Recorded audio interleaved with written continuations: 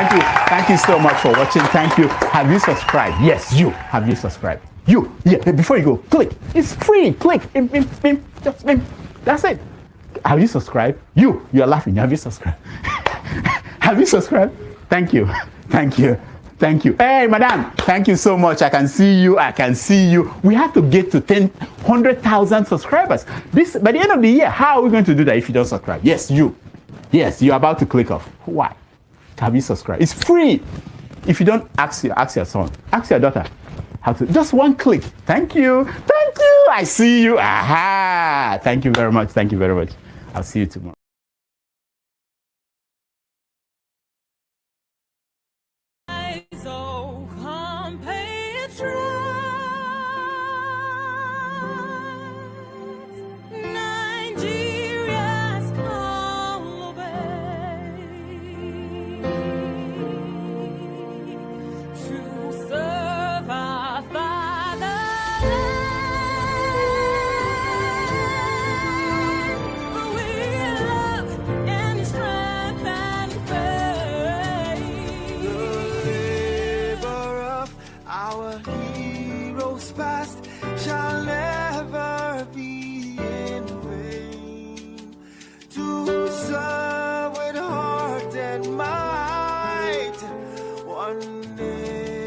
Bound in freedom, peace, and unity. Hey, that's so. Oh, yeah. Alright, so compatriots, Nigeria call obey to serve our fatherland with love and strength and faith. The labor of our heroes past shall never be in vain. To serve without our might, one nation bound in freedom, in freedom, in freedom, peace and unity. Arise, my people, arise, my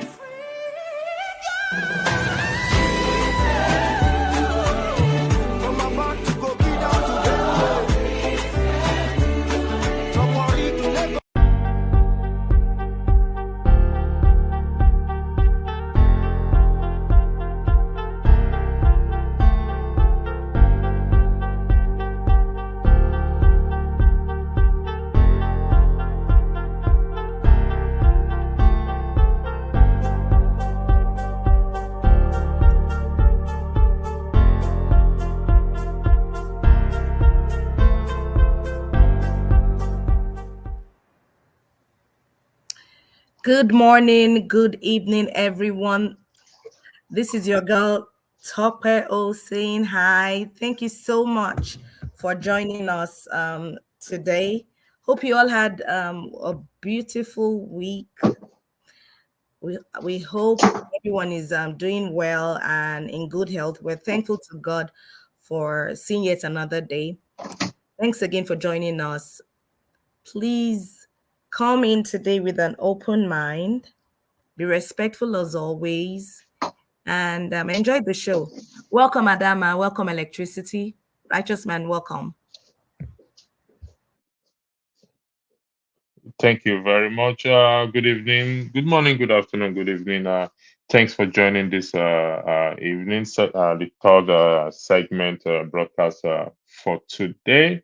And like Tope said, you're welcome to the show. Have an open mind. We have a lot of things to talk about, interesting issues. Mr. Tony Ho, I saw you were backstage, but you left. So when you come back on, just turn off your camera, then I'll bring you in onto the floor, onto the platform. Again, thank you for joining. Adama, the floor is yours, please. Thank you.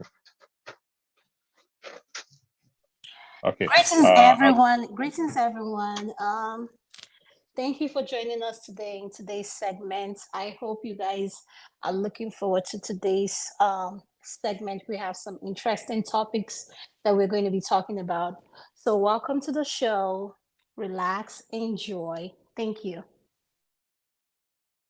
Just to put some of the topics out there, the main topic is earth tourism. Does Nigeria have one? We also have other topics. We'll be talking about deadbeat fathers. We also talk about, we'll play some videos for us to watch. So there are about 5 issues or 6 issues we're going to talk about that are very interesting. We time permitting, we will delve into the bill being passed in respect to building a university and naming it after Tinubu to teach Nigerian languages. It's funny. So, ladies, when you're ready, you tell me how to proceed in respect to the videos, please. Thank you very much. Electricity will have you please play the first clip so we can delve into the conversation. Thank you. All right. Thanks. Hi guys, sorry that I'm shouting, but there is music in the background. But I'm here tonight with my father, the Minister of Health, Alhaji Ali Pate. Daddy, thank you so much for granting me an audience. Real quick, Daddy, as the Health Minister, do you receive all your medical treatments in Nigeria? Yes, I do. And I believe that we're building Nigeria's healthcare system to be one that Nigerians can feel comfortable, that they will be receiving safe and effective services. We have begun an investment to establish 6 cancer centers in each of the geopolitical zones. We have many gaps, but we're working hard to ensure that we minimize those gaps and we continue to improve, to rebuild Nigeria's healthcare system that we can be all proud of. So Daddy, not even for checkup, you don't come abroad for anything, all your treatment is done in Nigeria? I do my best to eat well. I try to exercise, and so far, thank God, I am healthy. So that is a yes. All your medical treatment. My doctor is in Abuja. I can give you his name, his address, but I will not do it here. That is very impressive. Yes. Hopefully other government officials can emulate you. But real quick, Daddy, as the Health Minister, does it bother you at all? Do you ever feel like you failed as the Health Minister when the President keeps going abroad for treatment every few months, including for something as simple as medical checkup, just regular checkup? Does it ever bother you as the Health Minister? Adiola, I think you are simplifying a very complex issue of tourism. There are many kinds of tourism. People travel all over the world for education, for conference tourism, for religious tourism, for medical tourism, for all kinds of tourism. Health tourism is not a phenomenon that is limited to Nigeria or Africa. There are people who leave the United States and go to East Asia to get medical care. There are people who leave the United Kingdom and go to Africa for medical care.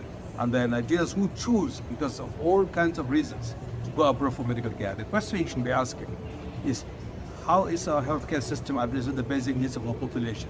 Immunizing kids, protecting women from childbirth so they deliver safely, delivering basic treatments of things like malaria, and for higher levels of service, provide the option for those who choose to have their services in Nigeria to have high quality services delivered in Nigeria. That is what we are trying to do. So the red herring of really targeting medical tourism, I think it's a misguided So Daddy, it doesn't bother you that the President is going out. It bothers the rest of us that he's going abroad for treatment. It doesn't bother you. There's $2 billion that Nigerians spend in outbound medical tourism. Private individual, public individual, everybody. So, but the President is supposed to lead by example. Yes, I'm telling you this, that our effort is to ensure that the $2 billion in outbound medical tourism is retained in Nigeria.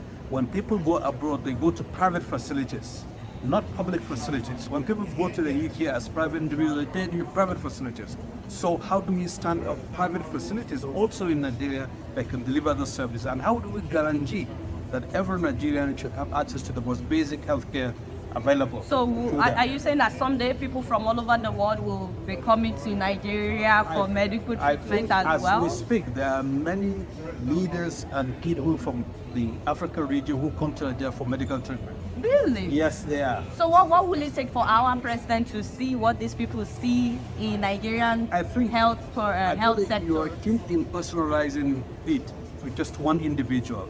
The phenomenon of medical tourism, president of the country. The phenomenon of medical tourism is a global phenomenon, and you cannot limit it just one individual. What we are saying and what President Tinubu is trying to do is to transform Nigerian healthcare system so it works for everyone. Okay. To save lives, to reduce physical and financial I'll ask pain. my next question, but just so you know, my conclusion is you have never talked to the president about the importance of him fixing the health sector of the country so that he can. Have you ever talked to the president that as the #1 citizen, sir, you should be receiving treatment in your country? This is what we need to do. I can just tell you straight up that in the last 24 years, Nigeria has not seen a precedent that is. All right. I will yield the floor to the ladies. I don't want to start with my own views on this matter, so that ladies, the floor is yours. For those of you who have joined Righteous Man, the Blackstone forefather, thanks for joining. Topan Adama, the floor is yours. Thank you.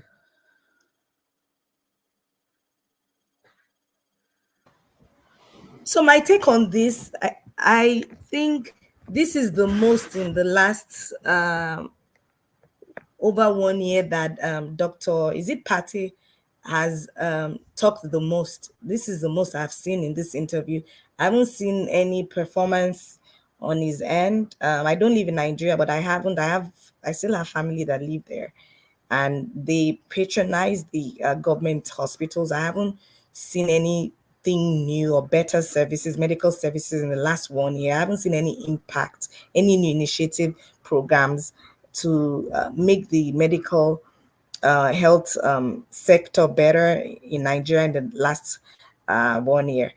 I simply just believe this interview, his response throughout was just for the optics. He's trying to keep his job. I interpret everything as lies. He's not being realistic, claiming that he does his medicals in Nigeria, his doctor is in Abuja and all that. It's a shame. It's a shame that our government officials, the president, will have to go abroad using taxpayers' money to fund their own medical situation and can't even fix the health sector. Buhari was there before Tinubu. I'm sure he spent more than half of his 8 years abroad for medical checkup. And that didn't even push him to have the conscience to try and fix the health sector in Nigeria. Imagine having functioning hospitals in each region of the country. Are you saying they couldn't have been able to achieve that in 8 years? That's all I have to say for now. Thank you. Thank you. You see, thank you, KJ, for joining. I'll start with Righteous Man, but before I say this, it's how long are the citizens will continue to? How long are we going to continue to accept this? To me, it's an outright insult. And when I mean outright insult is that my daughter, she's 25 now, and she was born in Lut. And as a then, the struggle for electricity back then to even get a good medical care. I remember fetching water because there was no light, so they couldn't pump water to the wards where she was born. I remember vividly having to fetch jerry cans of water and take it there. This is just an outright insult. Righteous Man, I'll start with you first. I don't know if Adama is still there. If Adama, are you there? If you're not there, I'll go to Righteous Man first. Righteous Man. Righteous Man, are you good there? evening. Yeah. Yeah, I'm here. Yeah, good evening from here, and good evening, every panelist. Yeah, it's a disgraceful thing, and I think that man was not sincere to himself, was not truthful to himself. Right now, the medical issue in Nigeria, or the health venues where Nigerians goes for treatment, are in shambles, absolutely in shambles. Medicare in Nigeria is as good as nothing. It's at the lowest point I've ever seen in my lifetime. Now, I was in a commercial bus today. Because of this fuel increase, I couldn't pick up fuel to go to the places I needed to go. So I boarded the commercial vehicle. And while we're discussing, you see, somehow this hardship is kind of open. God is using it to open the eyes of Nigerians. I am just telling you the truth of what I noticed today. In various buses I entered, the issue of Nigeria was a topic that everybody, irrespective of religion and tribe, were discussing. And a woman who came from Bandri is in Ajegule, was telling us of a fire break in their area that got some individuals burnt. And all the people that went to government-owned hospital, unfortunately, all of them lost their lives because those who took them there were asked to buy the syringe that would be used for whatever injection or whatever they want to give to them. And items that the hospital is supposed to provide were lacking. And before these individuals could rally around, because it was a bit late in the night to go and get those things, while all pharmaceutical shops and the chemist shops have closed, they were unable to get those drugs. And virtually all of them, she said about, is it 10 or thereabout? Yes. But an individual that was rushed to a private hospital, that woman was pregnant that got involved in this fire outbreak. She is still alive today, and she has delivered her baby. So it is a pitiful thing that our leaders are not taking the healthcare system in Nigeria serious. It is at a 0 point. If you go to general hospital owned by the government, you will be the one to buy the syringe. You will be the one to buy all things they listed for you. But when they come to television, they will tell you that things are free. It's never free.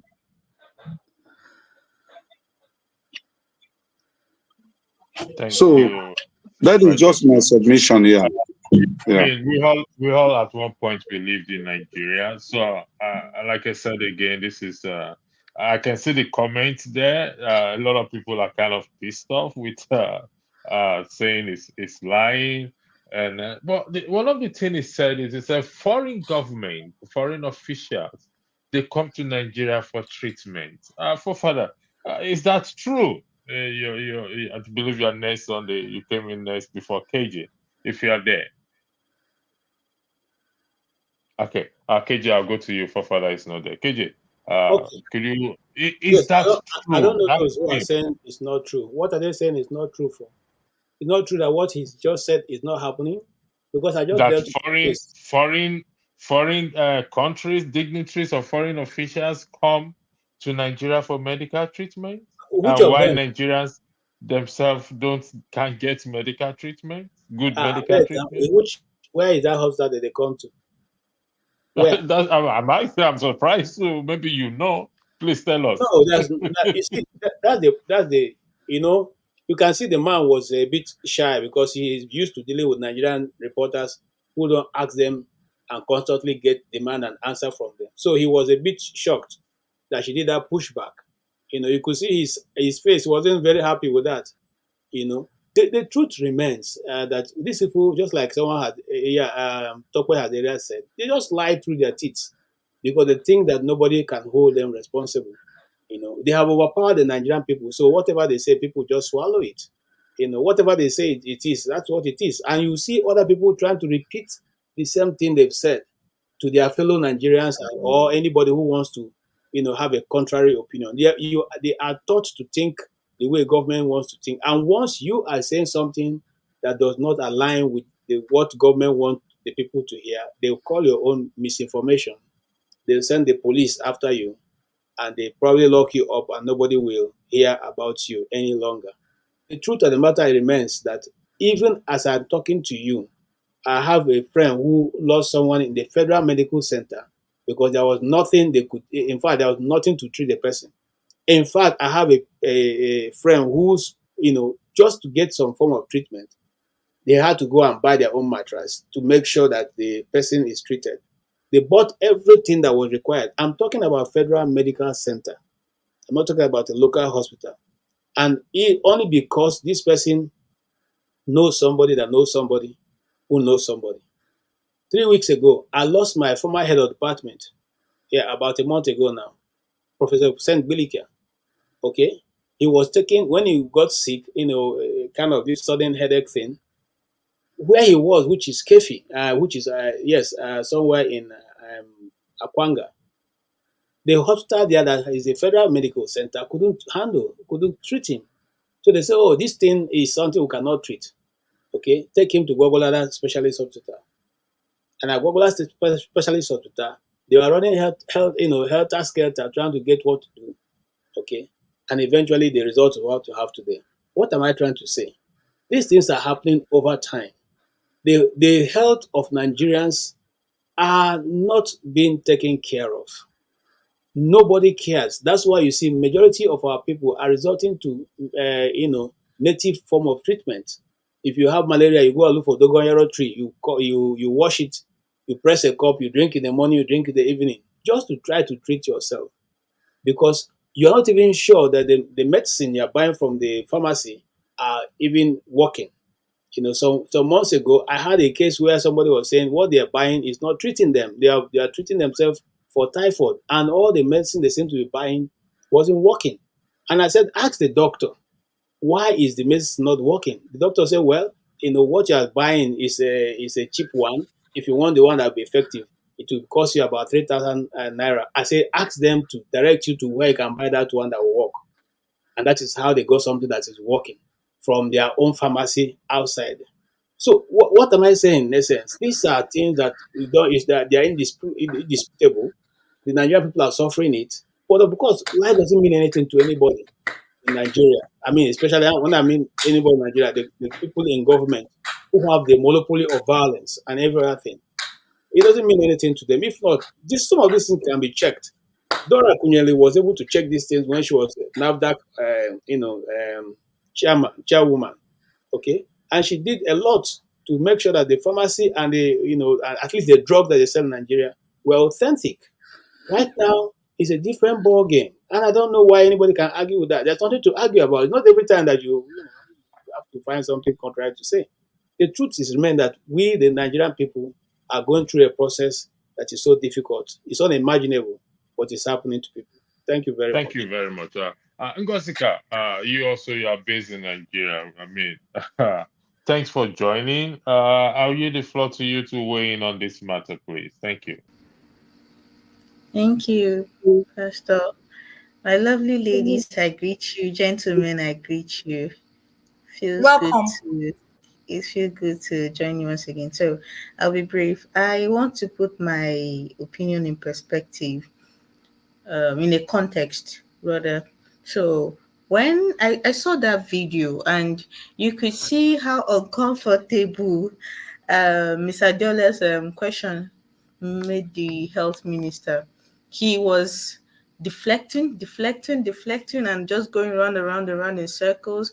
Adiola, you're focusing on this. Oh, Adiola, he did not want to address the fact that a president, the man under whose administration he's serving, who he claimed was investing heavily in education, was going abroad for his treatment. But the aspect I want to come in from is the whole quote unquote health tourism thing that he mentioned, that people go out of the country for medical tourism and it's not a new thing and blah blah blah. And that's where I want to come in. So I want to come in this way. Yes, I agree with him to some extent. Nigerians for the longest time, I'm just using Nigerians this time because I'm a Nigerian and this is about Nigeria, have been going outside the country for their health needs as a form of health tourism. I know of women that could afford the best medical.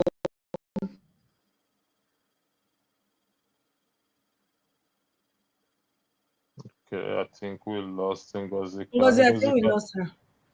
yeah. No, you Okay, can't hear me. she's back. We can hear you Yeah, now. we Lost you can for hear a you now. At what point did you stop hearing me? Oh my god, I think I was just going on and on. People, Nigerians who go out for medical treatments. I think that was the So last thing yeah, you said.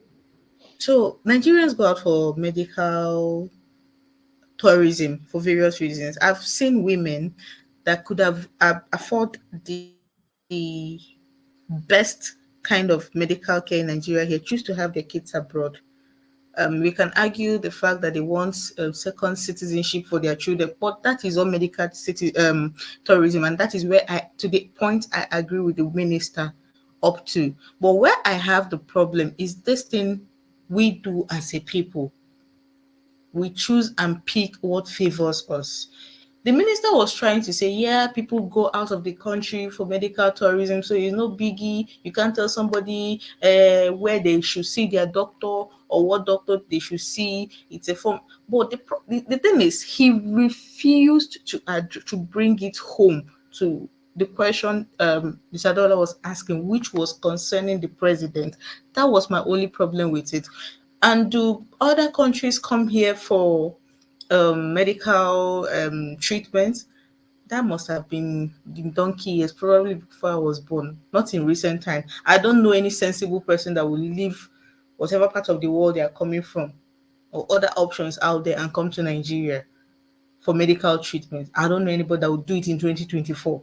If you know, maybe I'm not saying it doesn't happen, but I don't know anyone that would do it. The medical tourism about Nigerians going out, especially when it concerns women to have their children outside, I agree with him to that point about medical tourism being an individual decision and nobody's business. But where I don't agree with him is that once it has to do with the head of state, it is not negotiable. It has to be here. There's too much at stake for our president to have his medical records in the hands of foreign people. There is just too much at stake, health tourism or not. That is just my opinion. Thank you. Thank you. Ngozika, you said something very important. I think they call it in the interest of national security for a president of a nation to go outside to seek medical health. It's open to compromise. It's open to a lot of things. You hardly hear was the British government, British Prime Minister, or the US President, or the Canadian Prime Minister said they are going elsewhere. Can I, in the interest of national security, should... So you just pass me. Oh, sorry, Blackstone. My apologies. Goodness me. Because we're not looking at your face. Sorry about the apology, Blackstone. I'll come back to you. In the interest of national security, should our president be going outside the country seeking medical help? Okay, so thank you for this question. Let me go to Blackstone first. It was here before you. Sorry about that. No, let him finish. Okay, all right, go ahead. Yield the floor to you. Okay, thank you. So when it comes to Nigeria's numerous issues, right? I don't know which one we're going to really talk about, because we have a lot of insecurities in Nigeria, be it life and properties, money, food, and now we're talking about health insecurity. It's a very pathetic thing to see a minister of so-called Minister of Health in Nigeria, trying to defend something that doesn't make sense. Somebody talked about it is okay for one to go outside of the country for health tourism. I say, no, it is not okay. As a leader, you should be able to have, to test run that development or that thing that you've built for your people. They say that a charity begins at home. And when we're having a conversation here, some people will say, oh, can you die for Nigeria? And the question will be, my question now will be, will the leaders be able to go to that hospital they built, televise, and echoed everywhere that they built first-class hospital? Would they be able to receive treatment in those hospitals? If the answer is yes, why are they now running abroad to receiving health treatment abroad? So it is, for the interest of the nation, it is a very bad thing for a so-called leader, president, governor, senator, to go out of the country for medical tourism. Years were gone when Nigeria was one of those countries that other presidents come for medical tourism. And that is why I always believe that our ancestors perform better, beautifully good than we are performing right now. We are killing, destroying what our ancestors built. Because back then, countries like Saudi and all these UAIs, they always come to Nigeria for medical tourism. But now it is Nigerians that are going to those other countries for medical tourism, and it's a very pathetic thing to have. So to answer your question, no, it is very bad to have such thing happening in a country that claim to be a giant of Africa. And I always ask, what is it that Nigeria is giant about when it comes to that mantra of giant of Africa? Can they single out one thing that they perform better than any other African country? None. Nobody would tell me one thing that Nigeria performed better than any other African country. KJ here was giving us experience that he had in Nigeria. I equally had one some time ago. My brother's child was taken to one, I think it was one of the biggest hospital in Lagos State, built by their so-called Mr. Strategist that he built Lagos. This child had health insurance, and at the end of the day, they had to go outside of the hospital to buy each and every medical tools or material that was used on this child for this for the surgery. Syringe, common syringes which they used to give injection, they have to go outside the hospital to buy it. Every damn thing, and most of these things are supposed to be sterile, but they had to go and buy it from outside. So I don't know how they are going to sterilize it again. This, is very pathetic, because people die every day. Pregnant women die every day. Children die. The rate of maternal mortality is very, very high in Nigeria, and children are dying even without being taken to the hospital, because the parents can't even afford the cost of medical treatment. Are we talking about medications now? Medication that you buy maybe from 2 years ago that you spend 1,000 naira buying, today is about 40,000 naira. Those that have diabetes are dying on a regular basis. High blood pressure is killing them because they can't afford the medication. And then we are now prouding ourselves to be giant of Africa. You are prouding yourself to be a president. Every little thing you run out abroad to go and receive treatment is a shameful thing. As far as I'm concerned, there is no country called Nigeria. People are just living in the wild. There is nothing called Nigeria. Thank you. Thank you very much. I don't know. I need to yield the floor for the ladies. Topa and Adama, I yield the floor to you people, please. Thank you. To continue. Blackstone. Mr. Blackstone is next. Thank you. Yes. Thank you, Electricity. Blackstone, welcome. to the show. Your take. Thank you. I greet everybody on the platform. Yeah, although I listened to the interview for the Minister of Health, so Tokbe said all that he said is a liar, so on and so forth. This is a lie. So what do you expect from liars? Do you get anything truthful from liars? So all the people in the government, they are all a bunch of liars. So definitely they will talk to defend their principle and what they are doing. So like what Godzika said, for a president of a country to travel to a different country for medical treatment is a very high insecurity. It's part of insecurity actually, right? And then they can do anything, but I look at it in a different way. What security a Nigerian president, what is importance in the world to any other country? It's zero now. So it's not important. So he can go to anywhere and take his treatment. So nobody cares about him. Nobody cares about the country. So it's not of importance to any other country. So in traveling abroad, as this is not a security issue to Nigeria because nobody cares about him. Coming to the issue of medical treatment in Nigeria, it is very bad, right? And also to some extent, there are so very good hospitals also in Nigeria. These are private hospitals, the so-called general hospitals, teaching hospitals. Those ones are already dead because in Nigeria, anything in the hands of government, they have killed it. So, but if you have money, yeah, you can go to the place, you can still get good private hospitals, right? And you can still get very good treatment.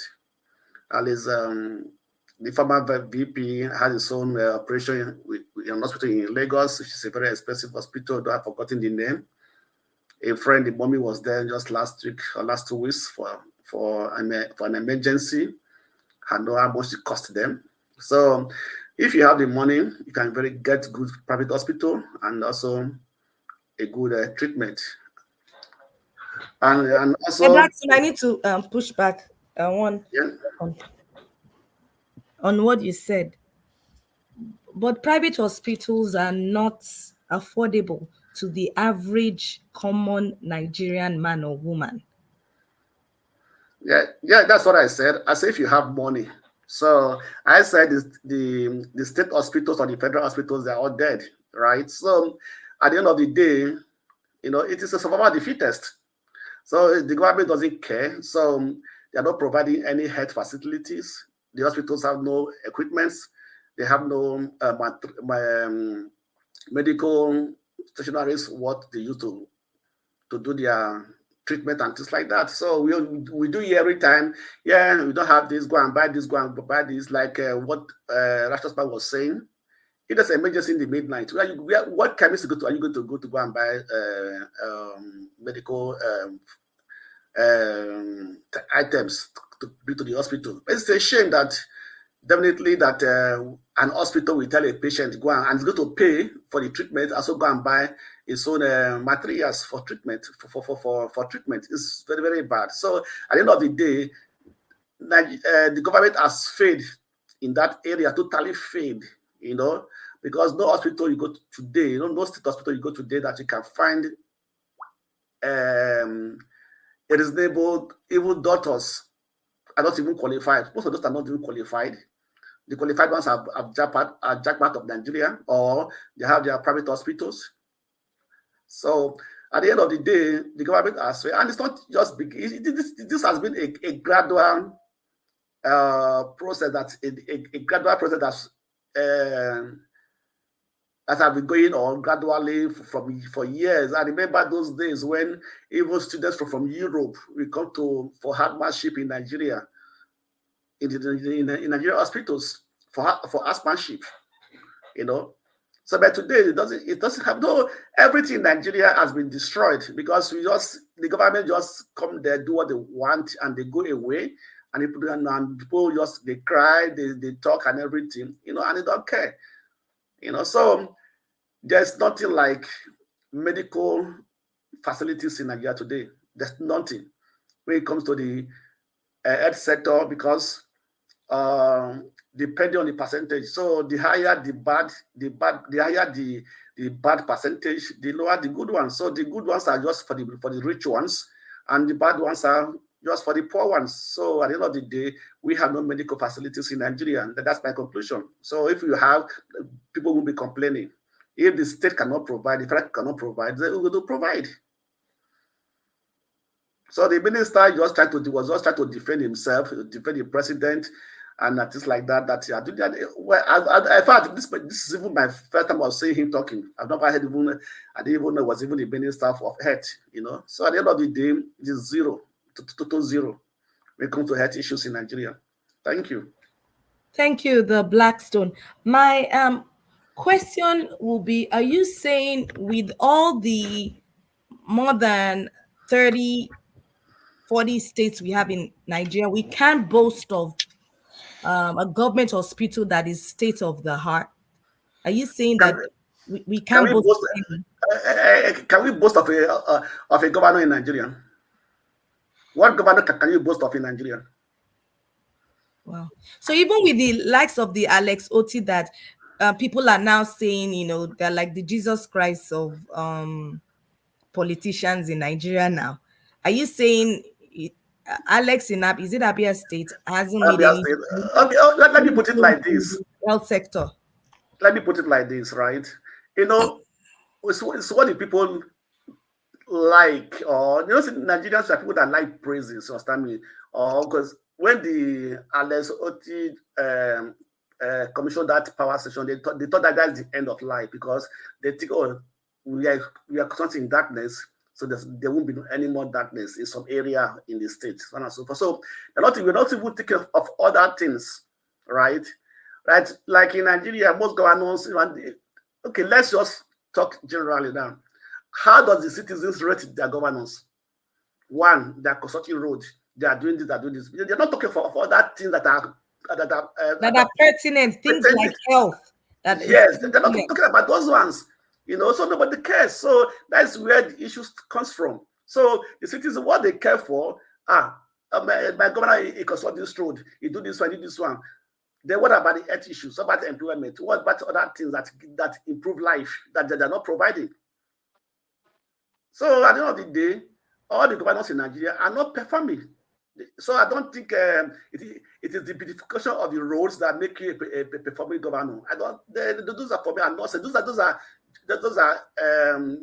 what I call utilities or the basic things a governor should do for his state. One of the basic things a governor should do is provide health, education, power. Those are the basic things. That's the basic things a governor should do. Not even roads, because once you provide those basic things for the citizens, then the more they pay for it, the more revenue you have, the more you can use that revenue to develop other things that doesn't provide you revenue. Roads construction doesn't give you revenue. It's expense. It's expense. It doesn't generate revenue for you. So at the end of the day, so if you provide things that from there you can get revenue from, and then use those revenue you get to do other things that are less revenue generating aspect, the citizens will be more happy. Nobody will go to the hospital say pay for this one, they don't pay. You don't know that they're going to get that treatment. They will pay. That's a great can I weigh in? 1 minute, Kenneth. That's a great point that you just raised at Blackstone, because if you're able to provide the basic needs of your citizens in your state, basic water, electricity, medical, good medical facilities, education, good schools, you'll be able to do the other things like road construction. That's all people are just seeing. Kene, you have something? Yes, I have something. I wanted to say something. I've been called. It looks like I've been called. Yes, you were called and you didn't respond, so we moved to the. Just a minute. Let's Kene speak then. Just a minute. To Nigeria, you could speak after. So what Blackstone just said now is nothing but the truth. You know, there are basic things that you need to provide for your citizens before even talking about health, because if you don't provide those things and they are living in abject condition, they'll always frequent the hospital. And this is it. We're talking about affordability, right? When it comes to Nigerian hospital, let me even start with this. They may have a structure, build a very big, beautiful building, but that building is filled with empty physicians, empty nurses. And this is what I mean by empty. We used to have qualified physicians, like world-class physicians, but most of these physicians, they've fled, they've all jabbered, they've all left Nigeria. A lot of them are in Saudi Arabia, they are in Kuwait, they are in UK, America, they've fled, right? America. Yes. So they are now left with business people that call themselves physicians. And that is why if you go to, I'm not even talking about private hospital now, I'm talking about government-owned hospital. If you go there as an ordinary citizen to receive medical treatment, you start by paying what they call card. You have to pay for card. Then after paying for card, you have, then for example, you are diabetic, right? Now you have to pay for card. You have to pay for a consultancy fee to see a physician that will attend your diabetes. And then because they have to take your vitals before you'll be able to see this physician.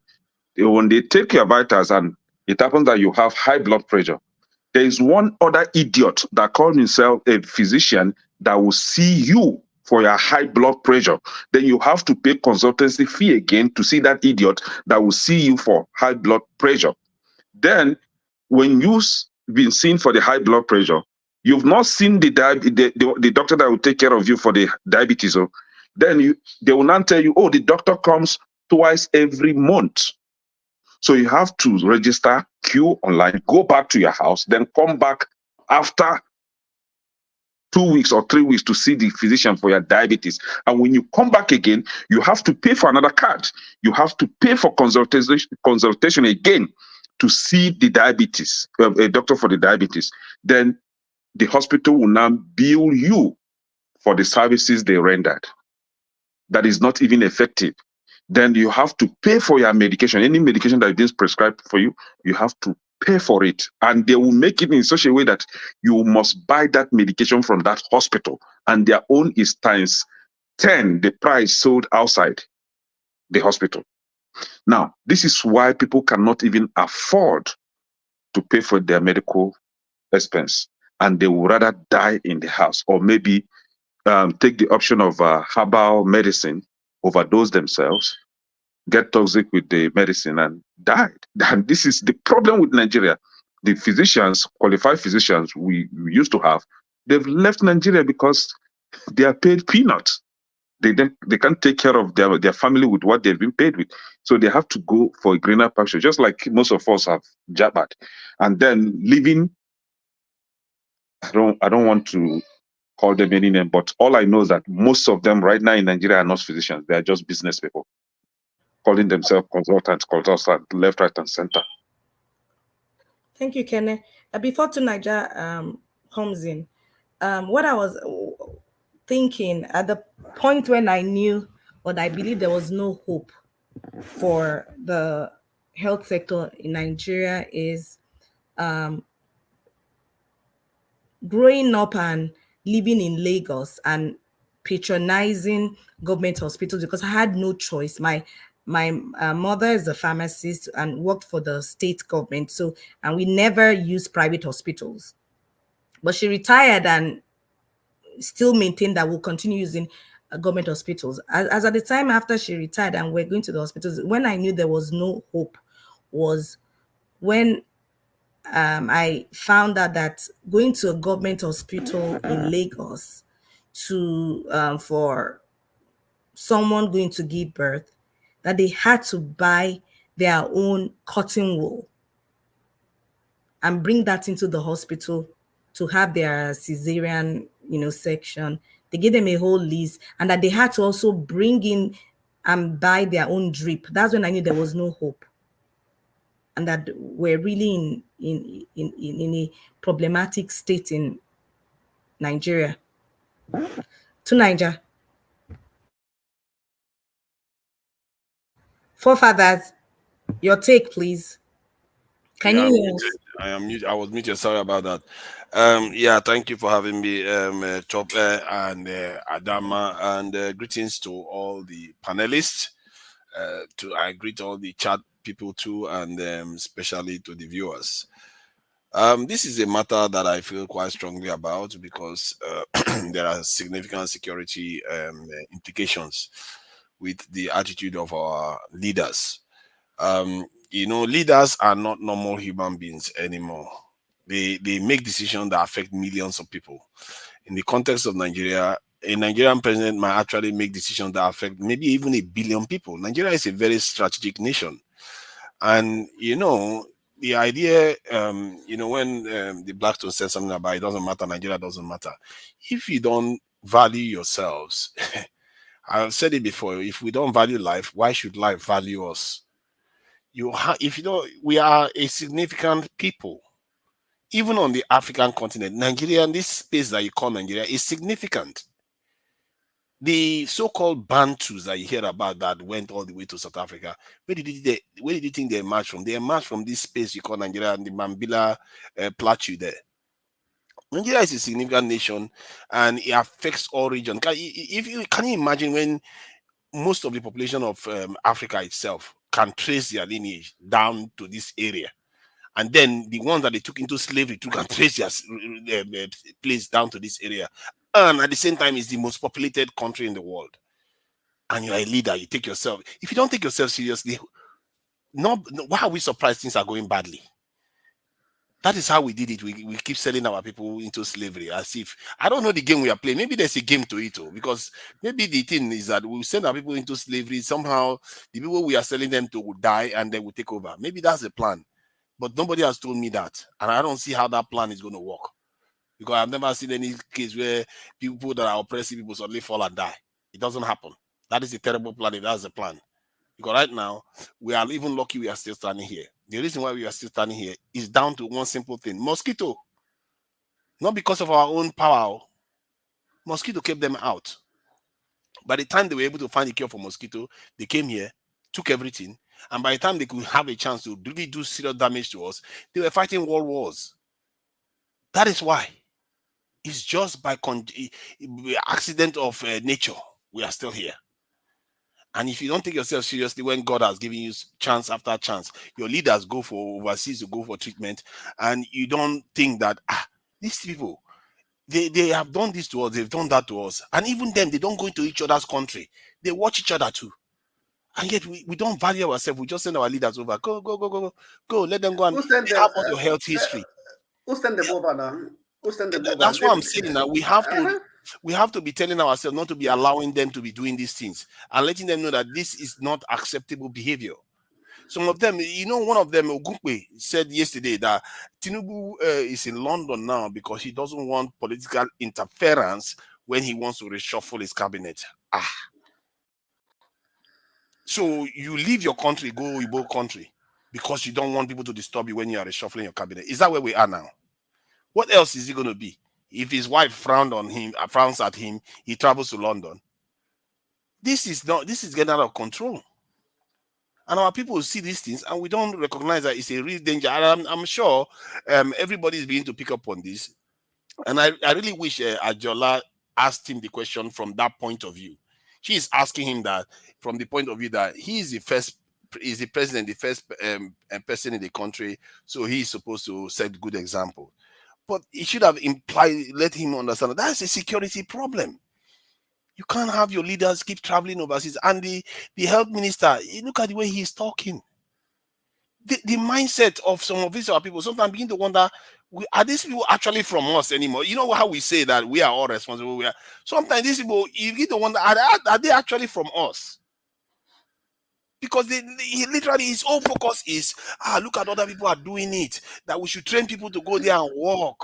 It's like, is that not what our people used to do before? take our people, give them to other people. Even this president, there's a video of him now when he was with the, I think, Imo State governor, when he was boasting that if people jackpot overseas, that they are going to send more people to them.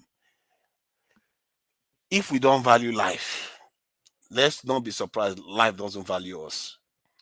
There are so many of our people that are dying in hospitals. There are so many of our people that are being misdiagnosed. Even doctors are getting kidnapped.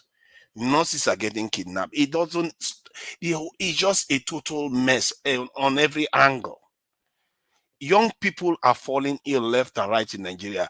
Prescription, they are prescribed. If you get malaria, they give you, just to back up, they will give you this thing. What is the typhoid medicine? Medicine. Yeah, they give you 2 of them, as if you are curing both. I'm like, but you got 1. Now, how can it be 2 of them? He said that's how it goes. This is poisoning a whole generation, and we just sit down and just let it happen.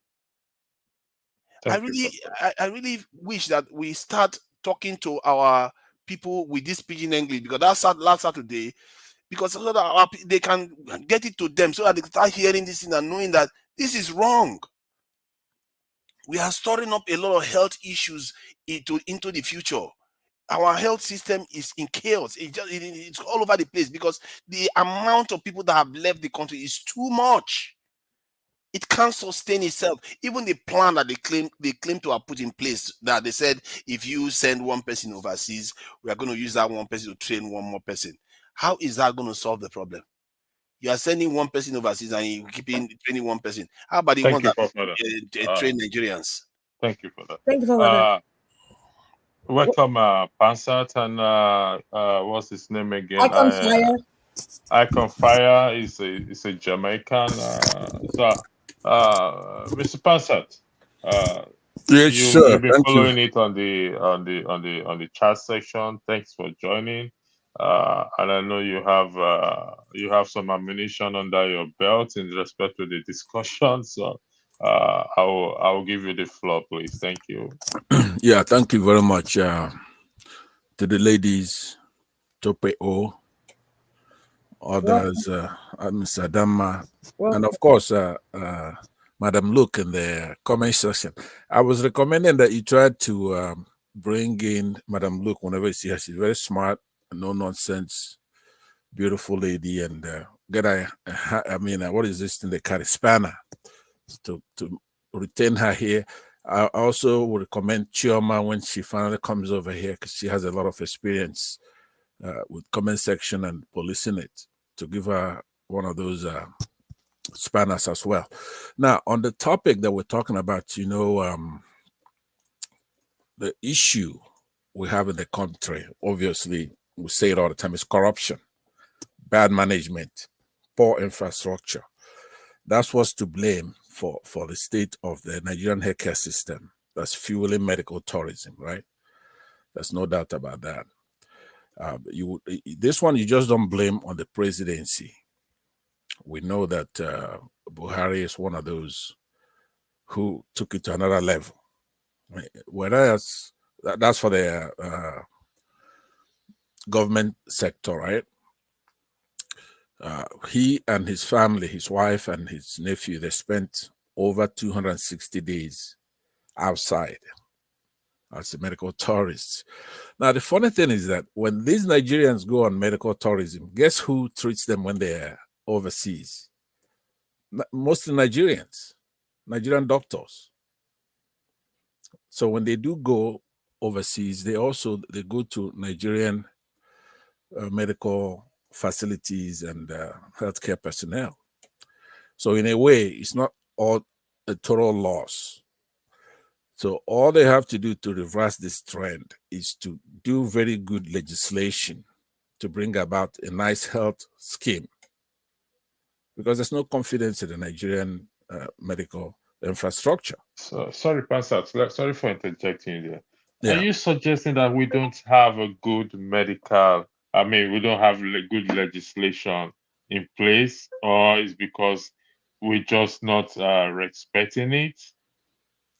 They don't have good medical infrastructure. We have the personnel, we have trained doctors, both in and out. even if you don't have them in, you could attract them from out, right? We have a lot of doctors who are here in the United States, for one thing. I'm sure in the UK and so many other Western capitals, right?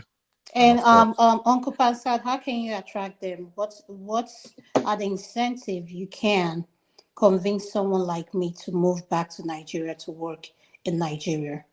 Beautiful question. That's actually where I was going.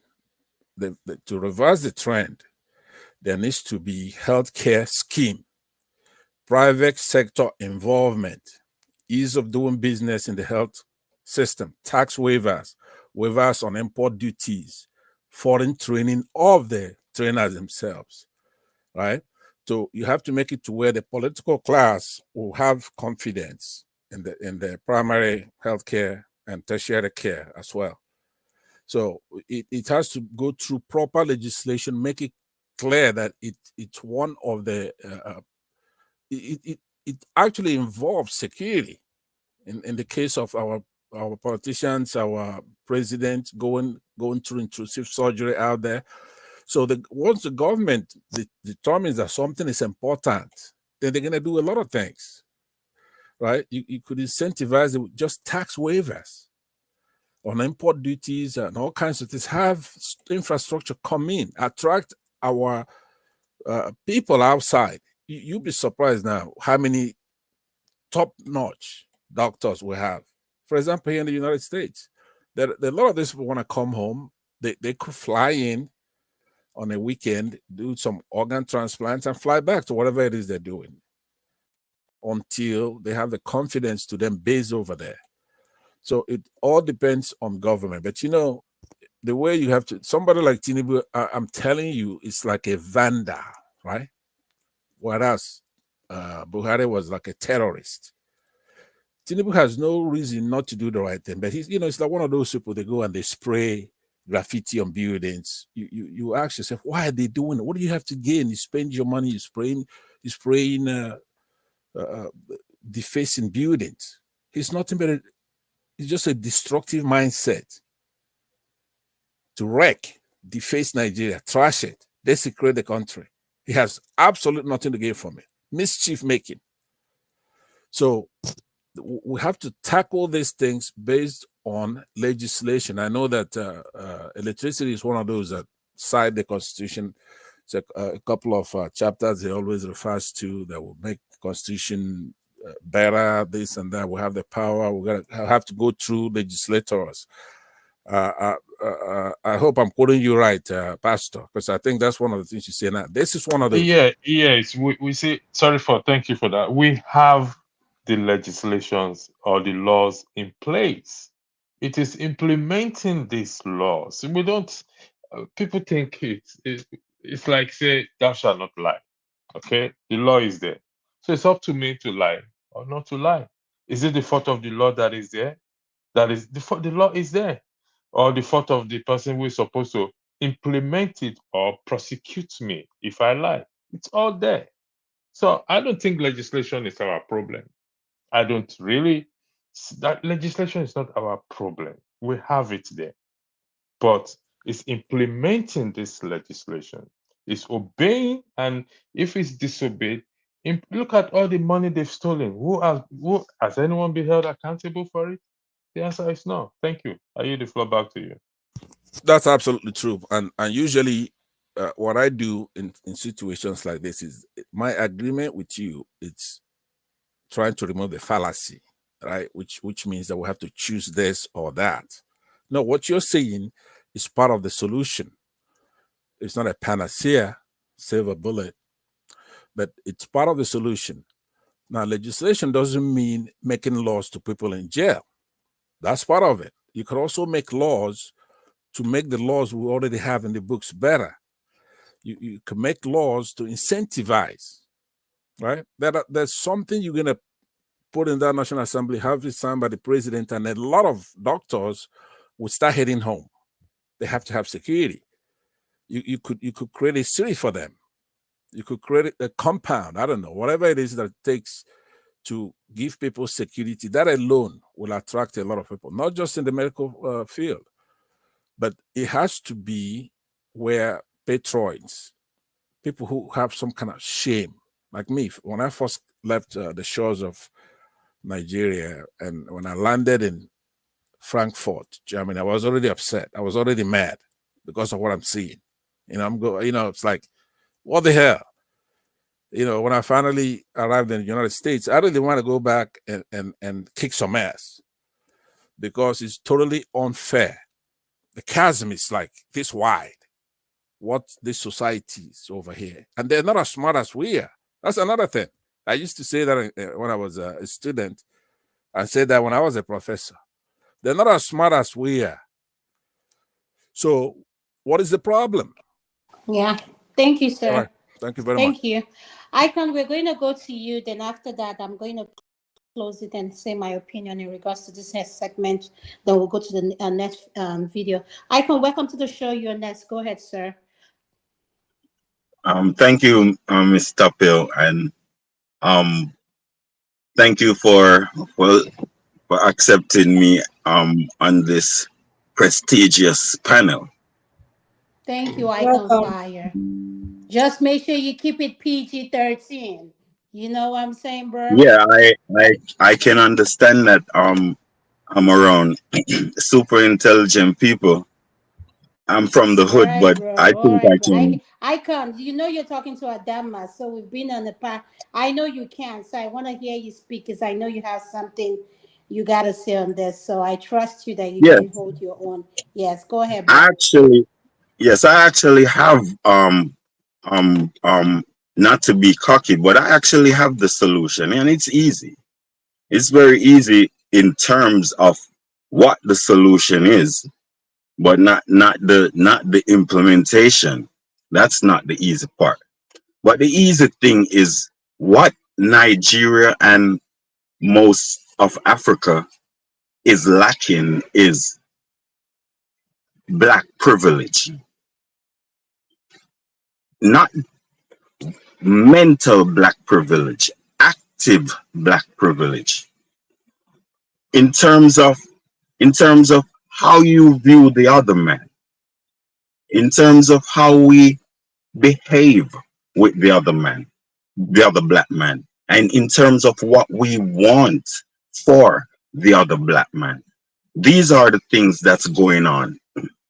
As a matter of fact, I'm advising all Nigerians and maybe all Africans to go and make a screen if you have both kidneys. You feel me? Because of the immorality that the colonizer has taught us. You feel me? Both on the Islam side and on the Christian side. We all need to get rid of the religion that is an umbrella over us, because it's all associated. It's associated with slavery. Now, what I'm saying is, like, we don't have no privilege. The other person is indoctrinated not to say to himself that wealth and luxury and what you call pleasure, all of these things the other man don't think you need or should access. So it's a self annihilation method of the colonizer. You feel me? For us to self annihilate. You feel me? Yeah, I feel you, bro. I feel you. Yeah. So what's going on in Nigeria is the lack of privilege is chasing away the doctors. What I mean is, you're a doctor and you can die if you adopt politics and have public utterances about politics. You can die. You feel me? Even being an outstanding doctor in Nigeria, you can die.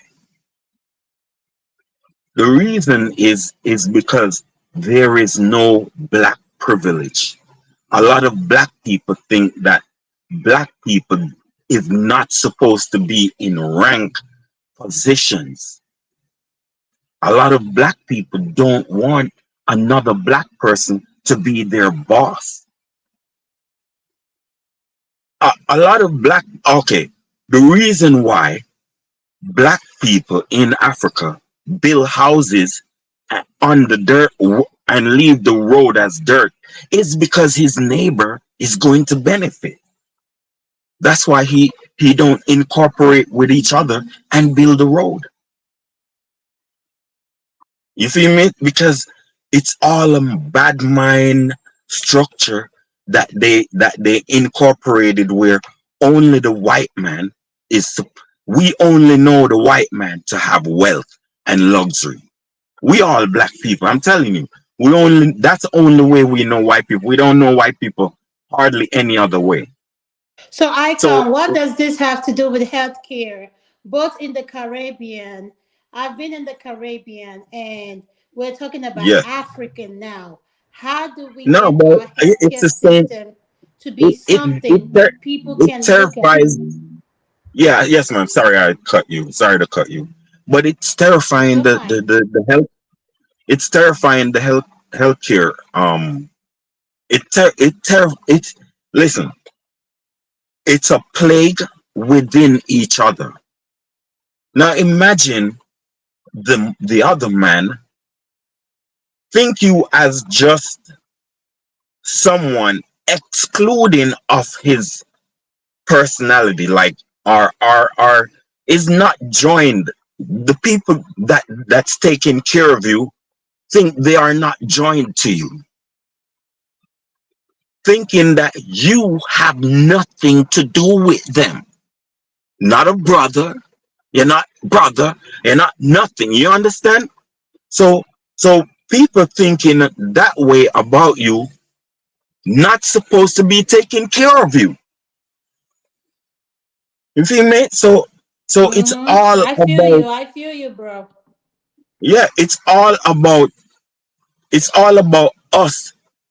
Not look, hardly anybody. Well, you have external forces that's trying to destabilize Africa. But if you didn't have disloyal Africans, those external forces would be weaker.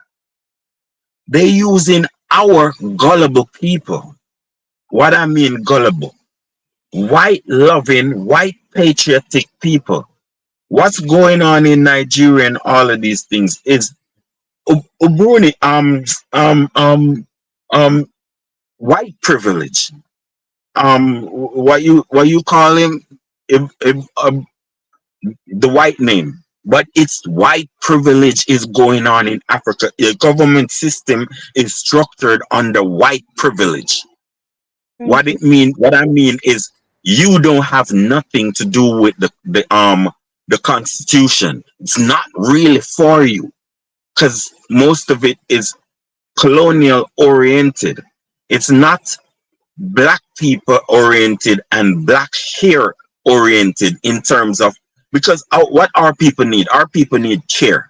Our people Mm-hmm. need our people need warmth and guarantee of security. You must have black love to do that to Africans. Yeah, All right, go ahead. round up, Thank you. bro. Yeah, you done? Thank Yes, you. ma'am. Thank Okay, you. thank you. Thank you so much, Icon. I want to close this healthcare. We're going to go to another topic.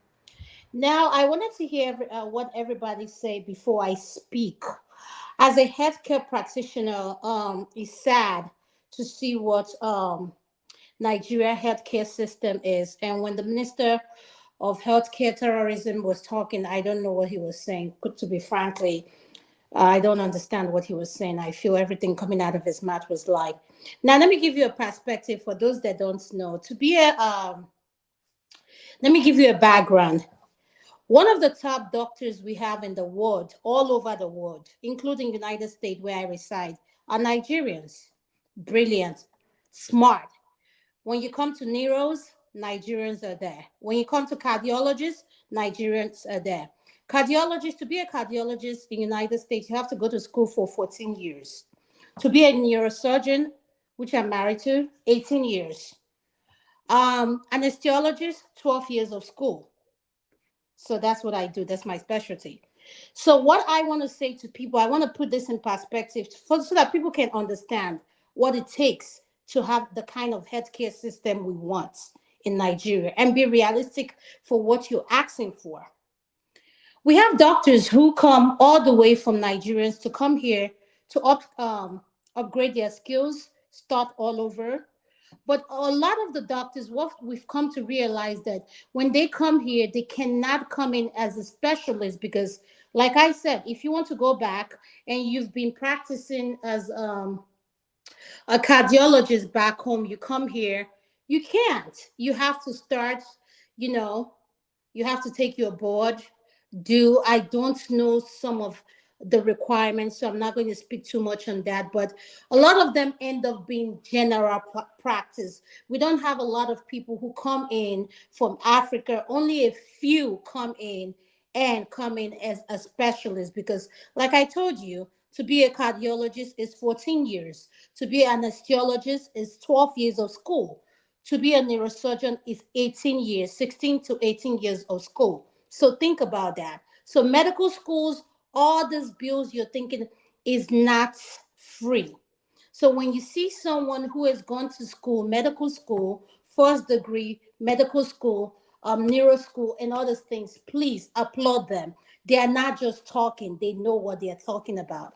And one thing I want people to realize, in order for us to get what we want in Africa, I'm sorry to say we have a long way to go. Because when this man was, when the healthcare, the terrorism, Minister of Health. Minister of Health was talking with Adeola in regards to oncology. Oncology was something I did for 4 years and I get to experience. Oncology is not something you can just speak about like that. You're talking about cancer. It is something serious.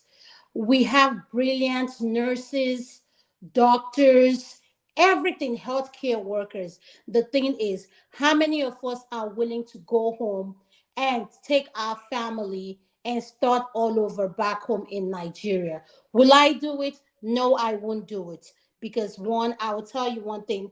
One, they can't afford me. Forget they can't afford me. Security, will I feel secure? No. For those that go in, for those that relocate, doctors who relocate, they know someone that knows someone. They have connection. They have investments. They have people. They are connected. They don't just wake up and say, oh, I'm selling my house. I'm relocating on my family to Nigeria. Healthcare system in Nigeria is not something we ought to talk about. It's sad. My heart bleeds to talk about this subject because as someone who is in the healthcare system, and even in America is not so perfect, and in Europe as well is not so perfect. But one thing I pray for is I believe that healthcare is something that everyone should have access to, no matter your paycheck, no matter what you earn. You should be able to feel like you're not feeling well. Let me go to the doctor. But we have people now going under traditional medicine. And the thing about traditional medicine, you don't know the dosage of what you're taking. You're just taking things because you want to feel better. We have people self-medicating themselves and things like that. But at the end of the day, I always say one thing to people. All these political elites, whatever position you might find yourself, if you wake up and you have a cardiac arrest, ask yourself, can you be able to go to the nearest hospital next to you in Nigeria and you know you'll be safe? If you can answer that question, good for you. But for me, if I go home now and God forbid I have a cardiac arrest or something happens to me, can I wake up and say I'm going to this hospital in the middle of the night with this insecurity and everything? No, I can't say that. So at the end of the day, health is what?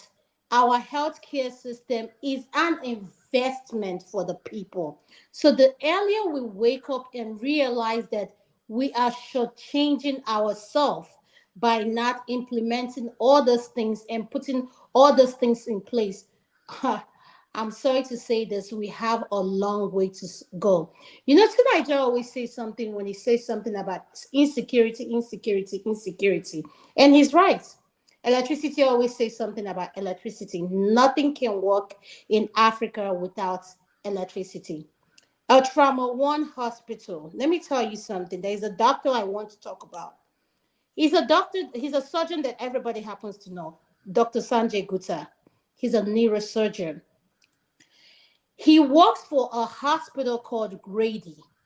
That's one of the hospitals. Grady is in the south. Grady is one of the best burning units. If you ever get burned, anything happened to you, they will take you to Grady. And I'll tell you why. It has one of the best burn units in the south.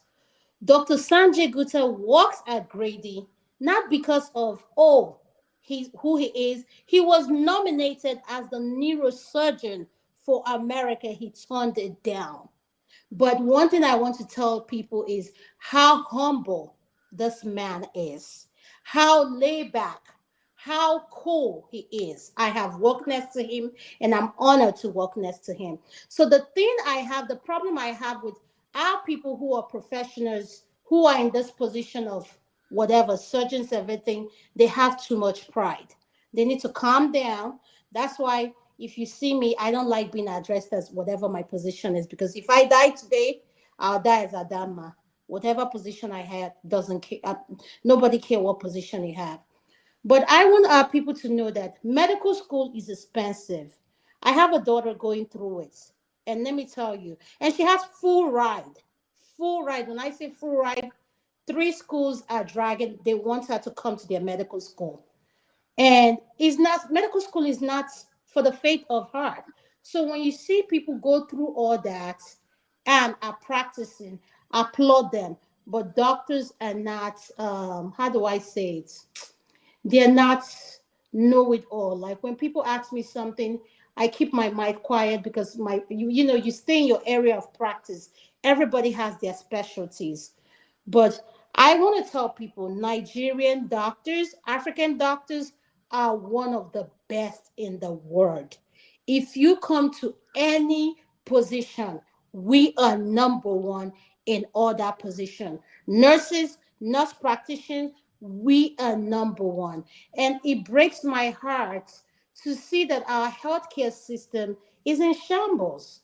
And the governments are busy flying out. When they come to America, you see them, they are getting the best of the best healthcare, and you're looking at them, and I'm like, how long are you going to keep doing this? But at the end of the day, I want to tell people, and President Jimmy Carter is going to be 100 years old. And He's that already man 100. is the I think president OJ of said the he's already people. 100. Yes, he's already 100. So he's a man of the people. When I say he's a man of the people, he believes that things needs to be accessible to everyone. I'm not saying he's perfect, but I pray that I will live to see where healthcare can be accessible to everyone. Me and my brothers came in together. Let me tell you all a personal story about my family. We wanted to do something back home for our people, giving back. And we came together and we told my dad, we don't want anybody to know that we're the one doing it. My dad went ahead. He was championing it with his people. Everything went great. When it came to the day of launching it, and I told them, I can't come home. And my brother said, why can't you come home? I said, I can't because I just don't feel safe. And my brother said, no, with all the security, no, you'll be fine. Adama, you have to. So I went and we launched it. But I'll tell you one thing. Our people do not know how to maintain things.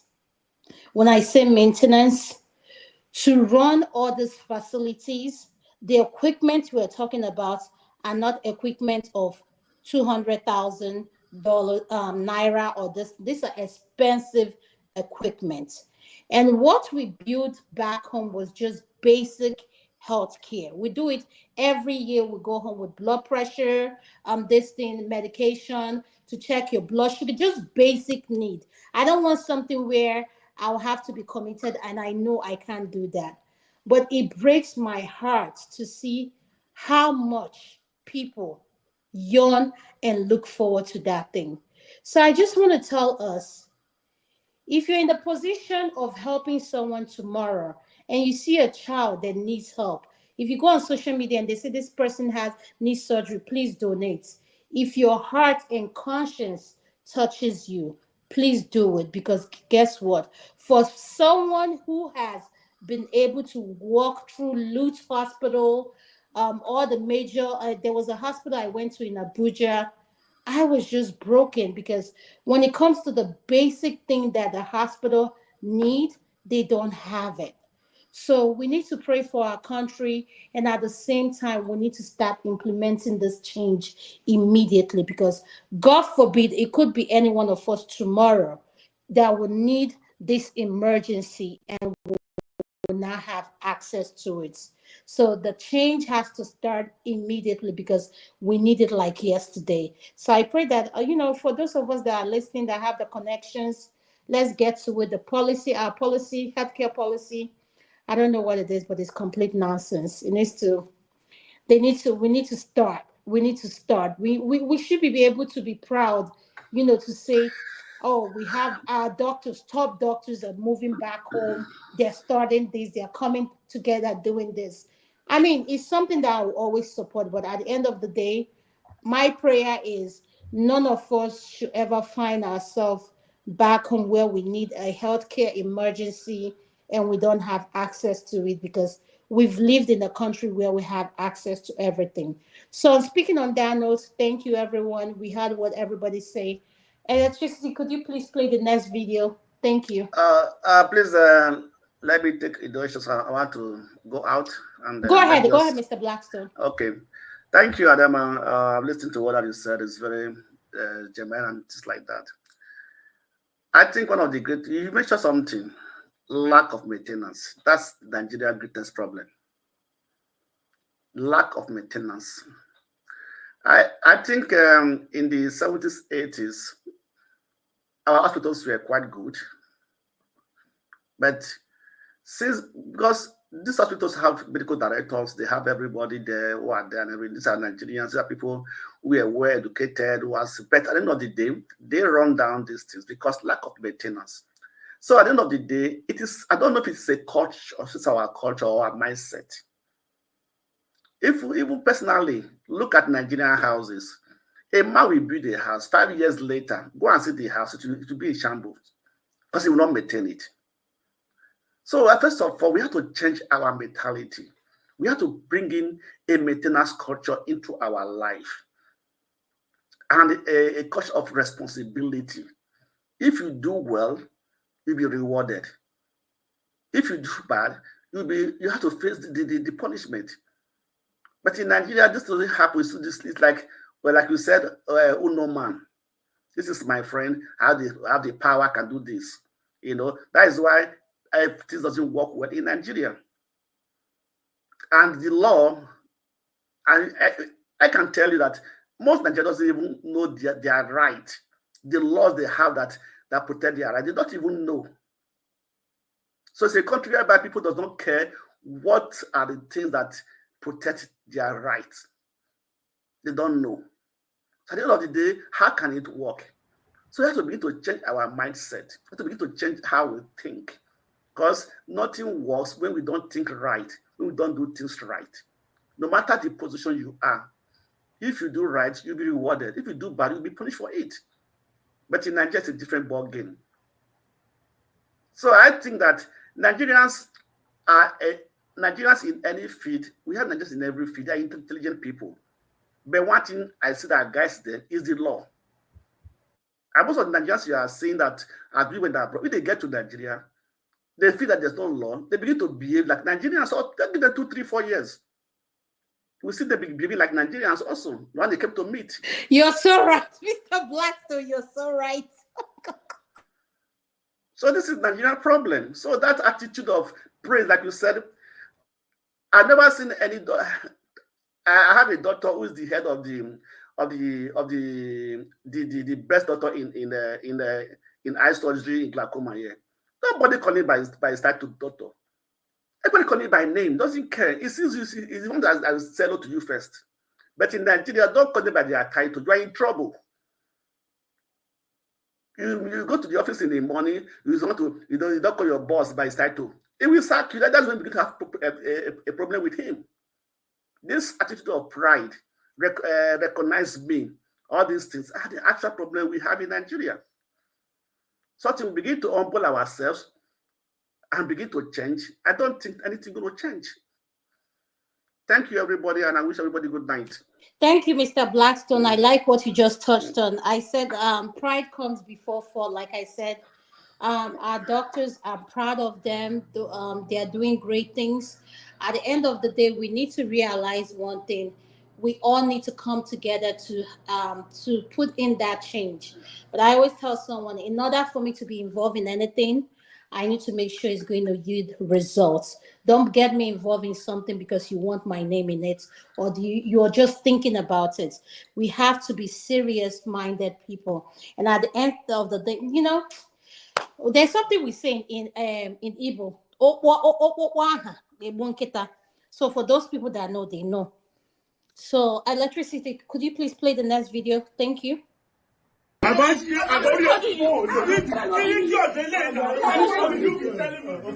have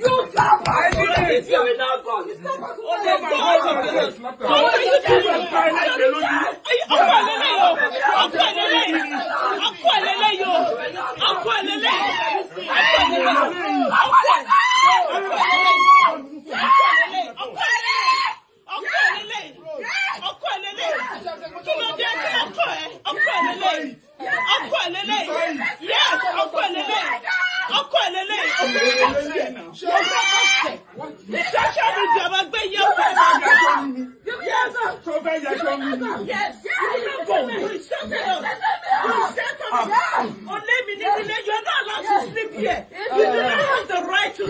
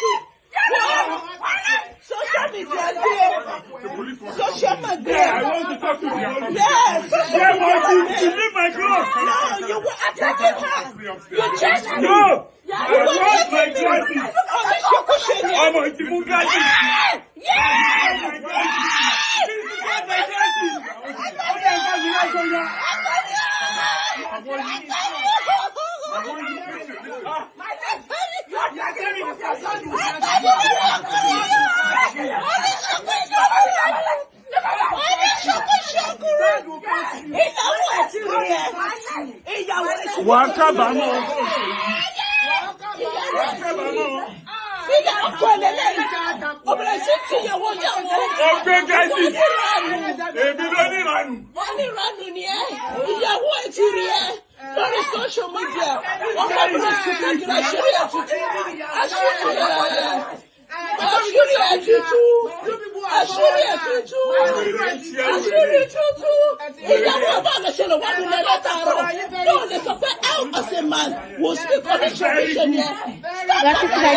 You do not have a right in this room. You do not have a right. You are not a tenant here. You do not have a right here. Your glasses is there. Electricity, can you pause, please? Okay, thank you. Ed, I'm going to start with you. Before, for the people asking what the video is all about, this is the problem I had with this video. And when a man is mad, whatever is going on, and he's walking away, let him walk away. Holding him, a woman cannot equate. No, you can't. I don't care what kind of woman you are. When a man hits you, forget it. Let him go. Like she holding on to the man, screaming, "Yeah, Otikpami, Otikpami." What was she saying? Please explain to us. You know, she was saying Yoruba. Please, can you translate? It's the same drama. Otikpami, you don't kill me. You don't kill me. And she's the one dragging the man. Upstairs was saying, telling him, Onishekushe, like this thing. Like telling him you slapped, and he said, "Sure, Bipe illegally me." So like, am I here illegally? So otherwise, like you even understand the Yoruba more than me. No, please. I want you to do us the honor. What do you understand about the video? No idea. Maybe the electricity will be in a better position. Okay. Ed, I'm going to come to you before I go to any other person. Welcome to the show. What is your problem with the video you just watched about a woman holding on to the man, and the man was like, "Leave me alone," like tearing up? I think you guys need to help us to explain the video because we don't understand Yoruba. In my thinking, I was thinking maybe the man stole her or something. So I don't know. Please stop. Please don't go there. Please.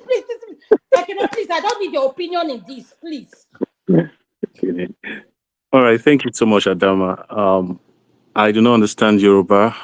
The first time I saw this video, there was a caption that was put on it to suggest that it was the man in the picture is the governor of the state. But I've seen people come out to. That's what Tokwe was saying as well. It's exactly like the governor of the, I think. Yeah, but it has been debunked. Too. It has been debunked by some sources on Twitter. But irrespective of that, what we saw there was the case of a man.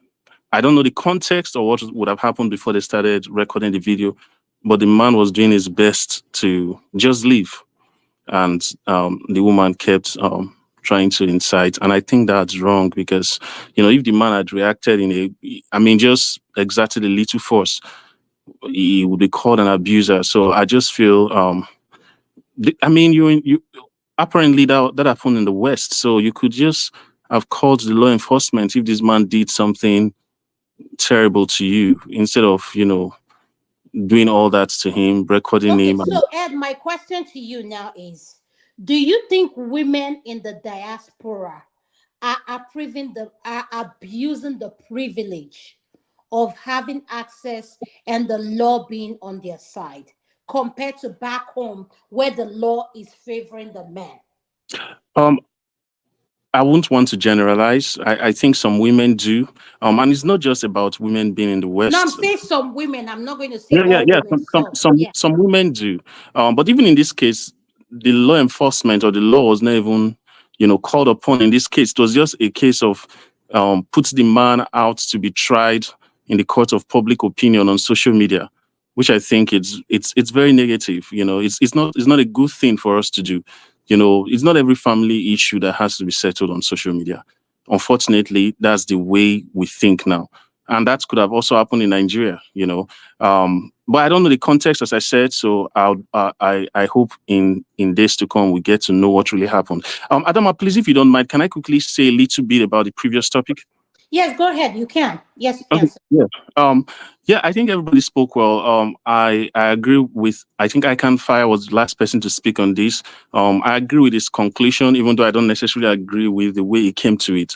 But the fundamental truth is that we Black people don't like ourselves. We don't respect ourselves. You know, and it actually starts from the head. You look at the question that the minister was asked about Tinubu. You know, and again, Adama, you're an authority in this because you're a medical practitioner. If Tinubu spends a lot of money to renovate or to, you know, build or to fund the State House clinic in Aso Rock, why does he not use it? You know, it's just this thing of I'm better than this minion. I'm too big as a Nigerian. I'm bigger than the average Nigerian to be using a medical facility in Nigeria. And of course, there's a security implication for this. You know, these are just low-hanging fruits, things that, you know, can easily be done. This is not like you have to build a nuclear plant. It's a matter of there's a budget for the State House clinic. Okay, if you say Nigerian doctors, they're not used to the state of the art. I mean, Nigerian trained doctors. The worst you would do is to go to maybe the United States and get a Nigerian doctor to come treat you. Let's say in the case of a cardiologist, cardiologists in America would earn between $800 to $1.2 million in a year. Am I right about that, Adama? No comments. You know, if I say anything now, my own is the one they would take. Okay, So sorry. don't ask me. Yeah, I mean, I say beg. this with some level of certainty because I have a medical doctor in my Yes, family. cardiologists do earn a lot, and not just that. The more specialty you are, that's why I say when our people come here from back home, what you just said is true. But this is the problem I have, Ed. In order for Tulumbu to get someone from here to come to Nigeria, that person has to be vetted. Vetted in the sense that that person and the family will not release information. There's something called here HIPAA rule. HIPAA, yeah, I know that. Yeah. So even when I'm doing my chatting, my camera comes on because as an anesthesiologist, I handle a lot of pain medications. So when you're doing it comes on, and when you're doing your recording. So why I'm trying to say this is that the medications are not medications that you can find, like they're not over. These are hardcore. No, see, this is what I'm talking. This is what I'm talking about. If the president of the country wants any medication, he can afford it. That's the point. Yes, he can afford it, but this is the thing. How many people will be able to give him that thing? You know, medication here, they'll ask for your date of birth and your name. Yeah. But I'm saying, okay, let me put it this way. You're worried about things about patents, you know, highly sensitive information that the US might not be willing to give. But then that also assumes that there are not alternatives to that drugs in other parts of the world.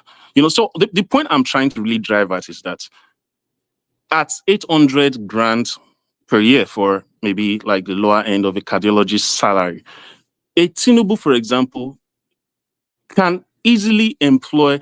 I used 500,000 as a calculation. I know that would be like an endocrinologist, you know, someone that did a fellowship after internal medicine. You know, you better stop. You're studying us too much. What is your problem? Sorry.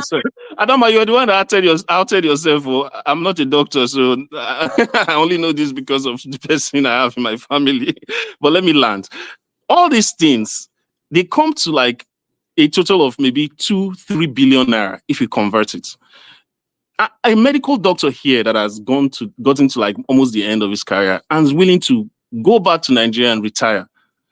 You can pay him this money and even less. Give him the best of security. It's just a matter of assigning policemen to him. Give him a good place. That medical doctor living within Abuja is going to be living a life that's economically on a higher plane than is equivalent in the US, just because it has more purchasing power and its salary is totally non-taxed, as in tax-free. So you can get these people.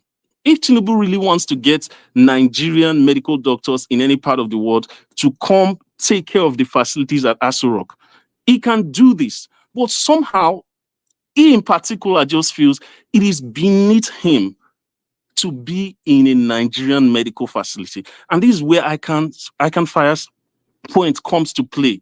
The black man hates himself. It's like a big man, small people syndrome. You see So, yourself. but okay, Ed, Sorry, you heard can my I say something? Ed. Hold on, Ed. You heard my analogy. You Yes. had the example I gave. I said, Mhm. if he has a cardiac arrest, No, no I'm even matter saying, all the equipment he has in his house, what hospital can he point, no matter where he lives, can we and not say, build cardiac centers in Nigeria, in Aso Rock of all "Thank places? you, now you're getting to Exactly. my So point." that's the point I'm trying to make, because you know why I say it. There is a budget every year to fund the Aso Rock clinic. If you see that budget, it's very high. And they don't use this thing. So it's just utter wickedness. I remember some years ago, sometime in the early 2000s, I was coming back I was going somewhere. And then while I was on that road, a convoy was coming along. That road was really bad.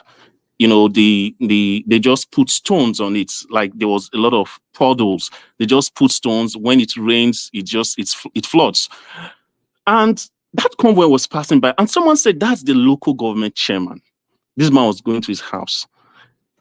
He saw all that puddle. Instead of him to think of how to just asphalt that road, what did he do? He decided to buy a car that's higher, like buy an SUV, so that he will not have a problem going through that.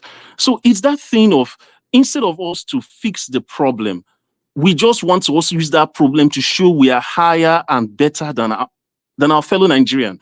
We talk about the white men today. We tend to like maybe badmouth them. When those guys came as colonizers, right? Where they came, they built hospitals in Nigeria and used those hospitals. So it's not a case of, oh, if I'm feeling sick, maybe like a Frederick Lord Lugard, he will go back to the UK to get treatment. No, they didn't do that. They built houses here, used our facilities. Okay, they felt like, okay, maybe the road was bad. They made roads. Oh, if they felt like, okay, health was bad, they built hospitals. Anything they felt was making their life inconvenient, they did something about it. And it did not just benefit them, it benefited other people, including the black men that, in quotes, they despised. So, this is the mindset of a rational human being. The average Nigerian politician, especially these APC politicians, I'm sorry to say, because we didn't see this with Obasanjo, we didn't see this with Goodluck.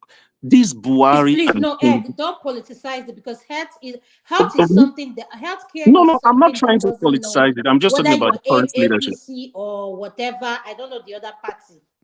Okay, you're really, what did I say, censoring me, Adama. But anyway, the Nigerian politicians that we have today, they anything to make them feel like they are better than the average Nigerian, they will do it. If they had to maybe drink water from the same, if they could even get a different oxygen to make themselves look better and higher than the average Nigerian citizen, they would do it just for the ostentation of it. And that's the problem. And that's what Fire was saying. We hate ourselves. We don't respect ourselves. Any position that you get in Nigeria now, maybe you are just the gate man. You want to oppress the people coming into your gas office. You want to let them know you are the man. Go to Atlanta. Go to Atlanta, and I mean, some years back when I went to Atlanta to go renew my passport, there was a guy at the front. I Oh, don't know if please anybody. don't remind me of that Atlanta passport Okay, experience. It's the let me just worst. end here. I think KJ wanted to say something. Let me just end here. Yeah, thank you, Uncle KJ. Do you want to say something? Please come in, sir. Oh, I'll go to Ekene. Papa, No, can please. you explain the video? Because Let the Ekene was righteous man asking what speak did they first because say, he's in so that he Nigeria. can comment on that video. And before Ekene comments, I want to put a spin on it. Are some men deadbeat dad when it comes to parenting a child? So Tokwe, pick it up from where I just stopped. Thank you. Okay, thank you, Adama. So we're looking at a situation where a guy and a babe are in a relationship for a couple of years. They're planning to be together. They're planning their future together. And all of a sudden, boom, the girl gets pregnant. And then she finds herself in a situation where the pregnancy was denied by the guy, and he became MIA. The lady had to struggle to take care of the child. Eventually, she got married, and the person she got married to assumed the role of a father figure and sort of informally adopted her child and started raising her child. 20 years down the line, her ex showed up wanting to walk the child down the aisle and wanted to assume the role of a father. Who will blame the lady not allowing the man gain access to her child after going through that shameful experience, the embarrassment? Who will blame her to totally not allow the man into the child's So, life? Tokwe, let me understand your question. What you're saying? This man was an absent father for all these years, and all of a sudden, the woman has got remarried, moved on with her life. From nowhere, the man shows up and wants to be present in this child life. Yes, and the wants to walk woman the is child, wants to walk the child down the aisle. Yes. And you've never been in that child life. Hey, Please, Okay, can I say something? sorry, PJ, I'll give you the floor. I just want to say something here to know if I'm excused by it. I don't want to be a moderator in this subject. I want to be a panelist. You're not going to be a moderator. I'm the moderator, so you're going to speak I mean, as on a this panelist. subject, I want to be a panelist. I'm requesting that, please. Okay, no problem. Your So can I request come is in? granted. Hold on, can I have to speak? You guys have been speaking on this one. Okay, go ahead, sir. Okay, here is my take, and it's a good thing because these are the things happening right now in the world where we live. Yes, and as yes, a still father, KJ, please, you need to hold weigh. on. Let Tokwe finish. She's not finished yet. You need to weigh on because you can't dissociate yourself from that first clip that we played and then on this spin that we put on it. Oh, okay. So I actually come with the two. Yes. Yes, you have to speak on two of them. You can't just speak on the I woman. want to speak earlier on. You put there allow me. So let me make that input right now. Go ahead, Uncle KJ. So you have to speak on both. Yes, I will. I will, my sister. Thank you. God bless you. You're welcome, Sende Wosa. Woman. And Tokwe, well done. Also, you guys are doing great job. Thank you. Listen, I saw that video earlier and I was trying to understand it. People have sent it to me and said this is the governor. But I went to look for the picture of the governor and I realized that they're not really the same. And I'm thinking also, is it that the people who were dragging his shirt thought he was the governor? Because it's possible that they mistook him for who he is not. But let us even look at it. Let me try and dissect it by the video that I saw. The man was definitely not a willing party in this fight. All he was trying just to do was get away from the lady.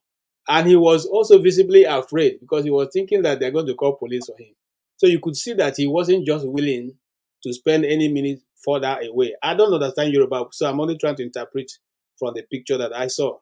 And, he was not willing. But the lady who was dragging him down, I cannot be able to make out what she was saying, but she was visibly not happy, or she was visibly looking for a way to put him in trouble, or she was also looking for a way for the man to either try to struggle with her or to hit her, and then that would be a full-blown case. And I saw the man pointing to another person saying, I hope you are getting all what is going on. So I think he was just trying to play the defensive, not to be involved in what he will not be able to finish, and then he took himself away.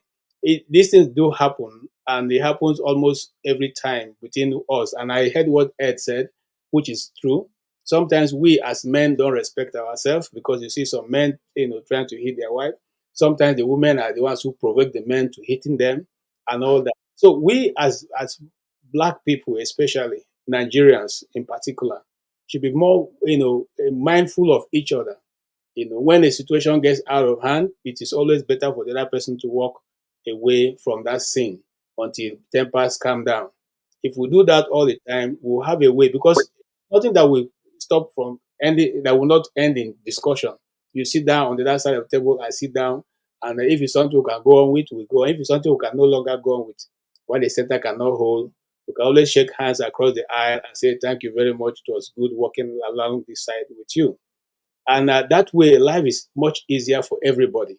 Now, coming to which is really, really my interest is the fact that certain men always, and most of the time, is the men, they walk away because of one thing or the other. And you cannot blame majority of the men in Nigeria because if you go by the statistics published some time ago, it shows that most of the people in Nigeria, the children they say they are their children, are not their children, especially when they've gone to do the by what you call it now, the biometrics. Oh, is it biometric? No,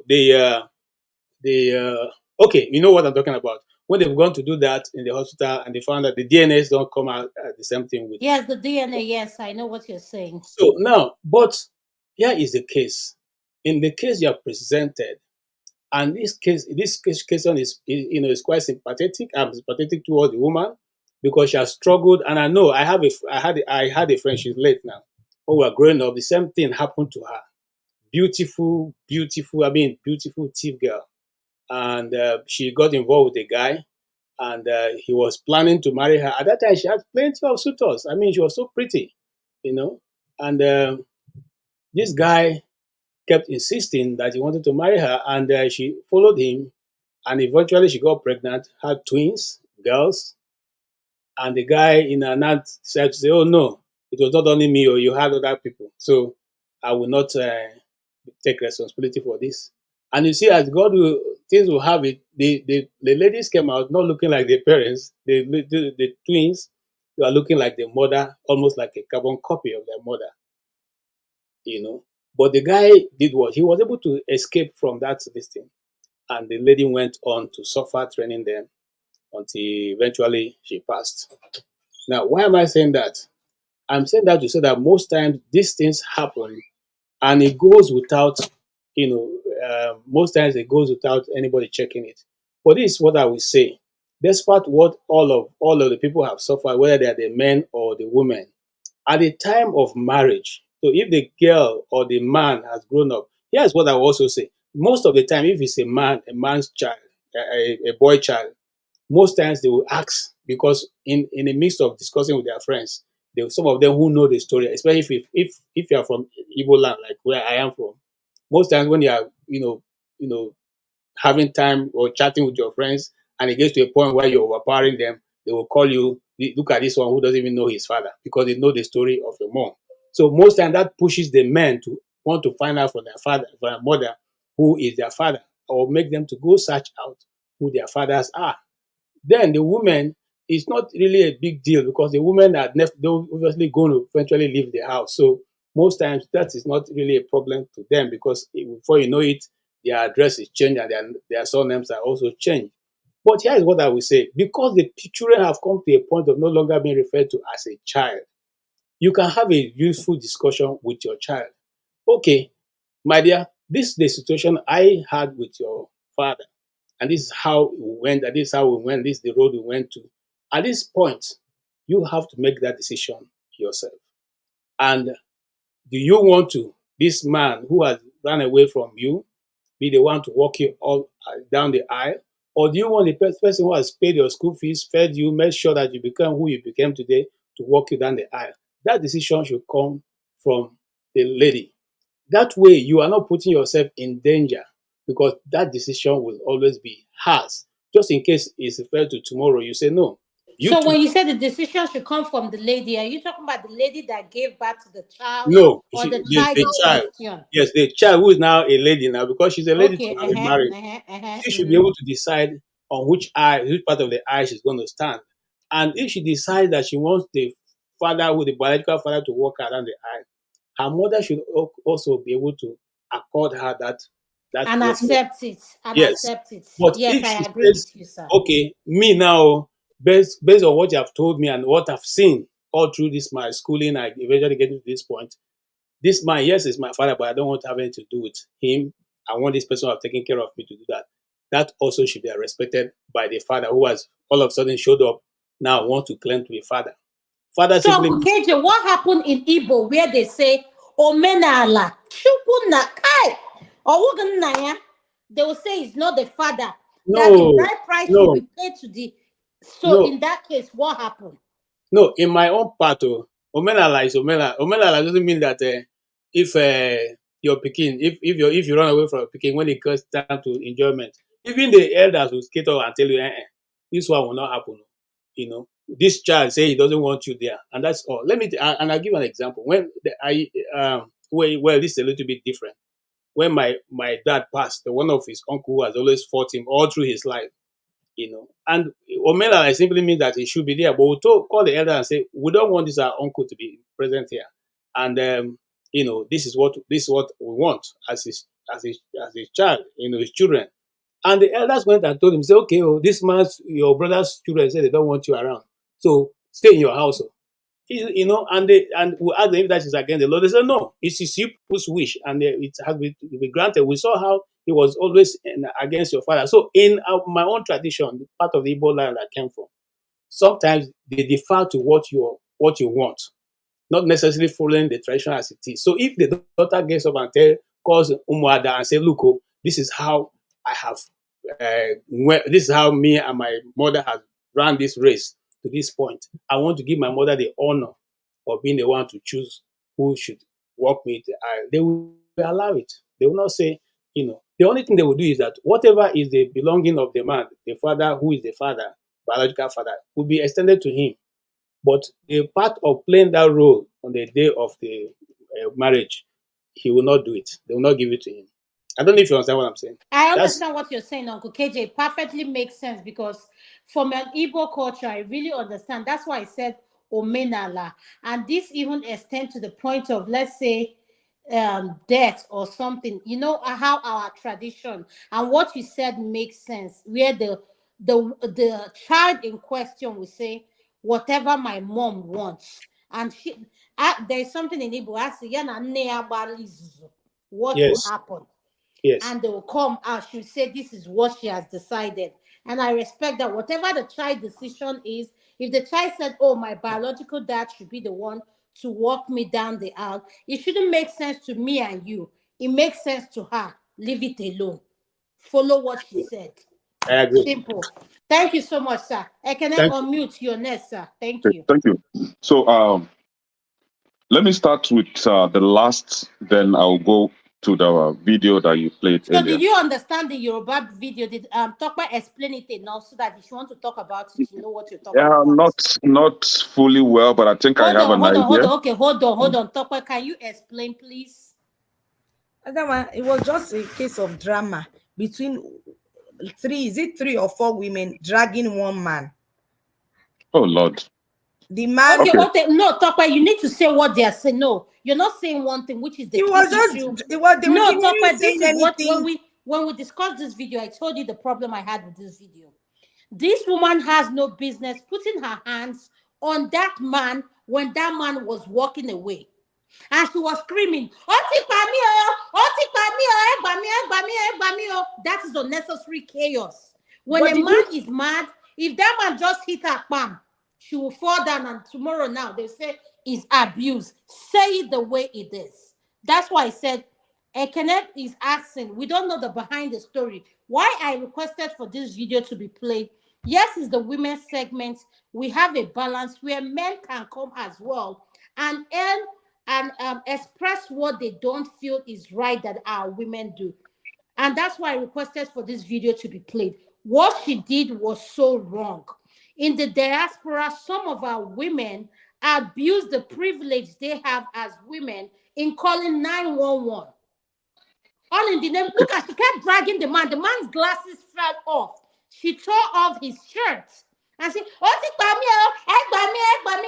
no, he didn't touch you. So what are you screaming for?" Okay, so let me come in. I think I now have an idea of what's played out there. So I will start with the issue of a deadbeat dad. Then I'll come towards to the video.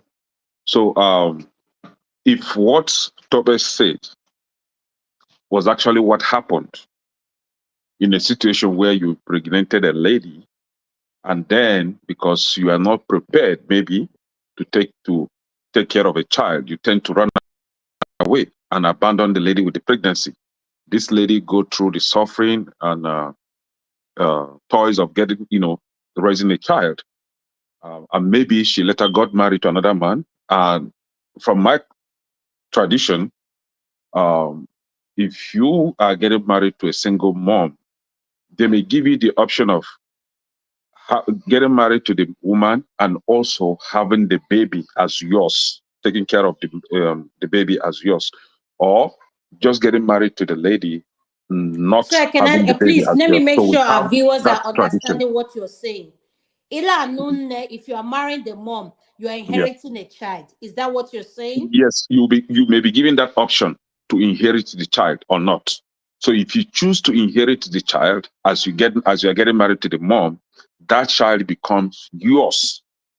Whomever that thinks he's the biological father of that baby, that maybe he ran away or kind of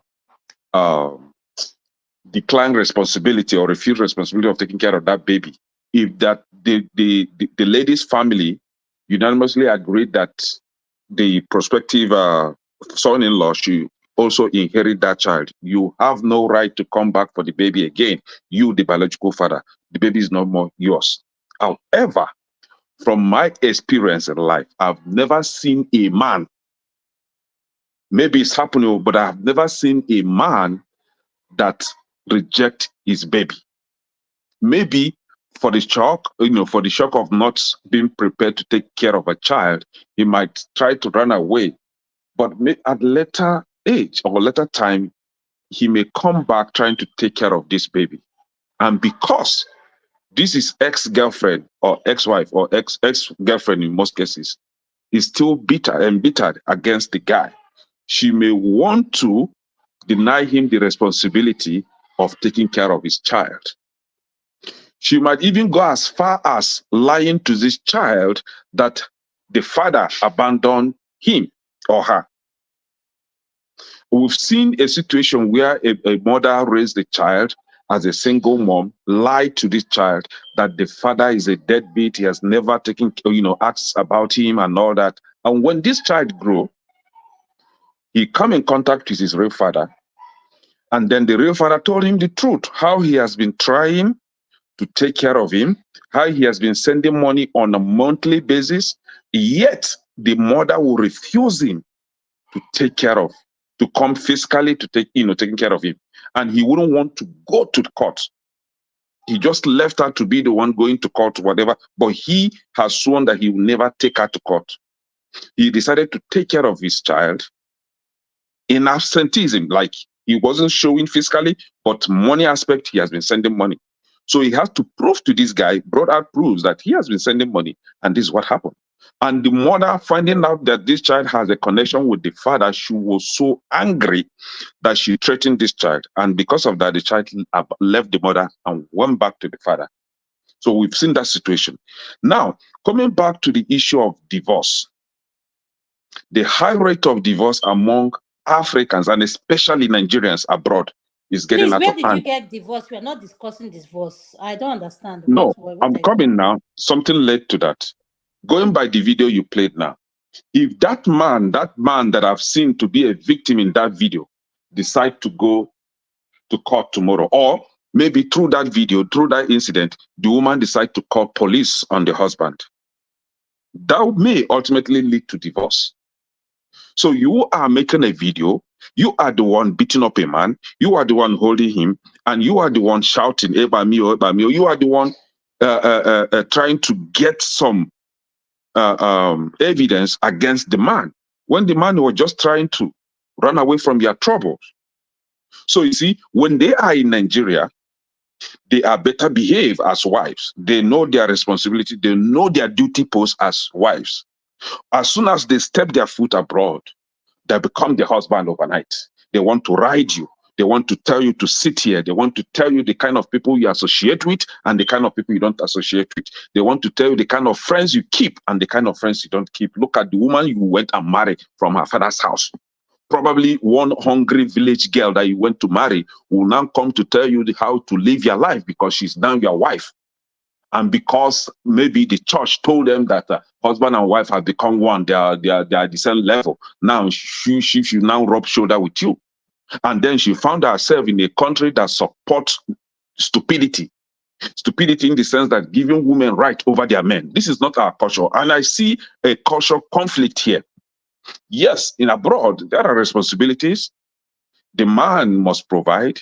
And where the man, only the man is providing, it will be difficult for him to take care of the family abroad. So they must join hands to provide it. So when you are joining hands to provide it, you, the man, should understand that you are not longer in Nigeria where you have house help that will cook, clean, where you have driver, where you have security. Now you, the man, you become the security, you become the car wash. You have to wash your car or you take it to car wash to work to wash for you. You have to clean your woman's car because women, I just find out that women they don't know how to keep their cars, tidy. No, please, you say some women, not women. I say some. Now, so you should learn how to clean your woman's car.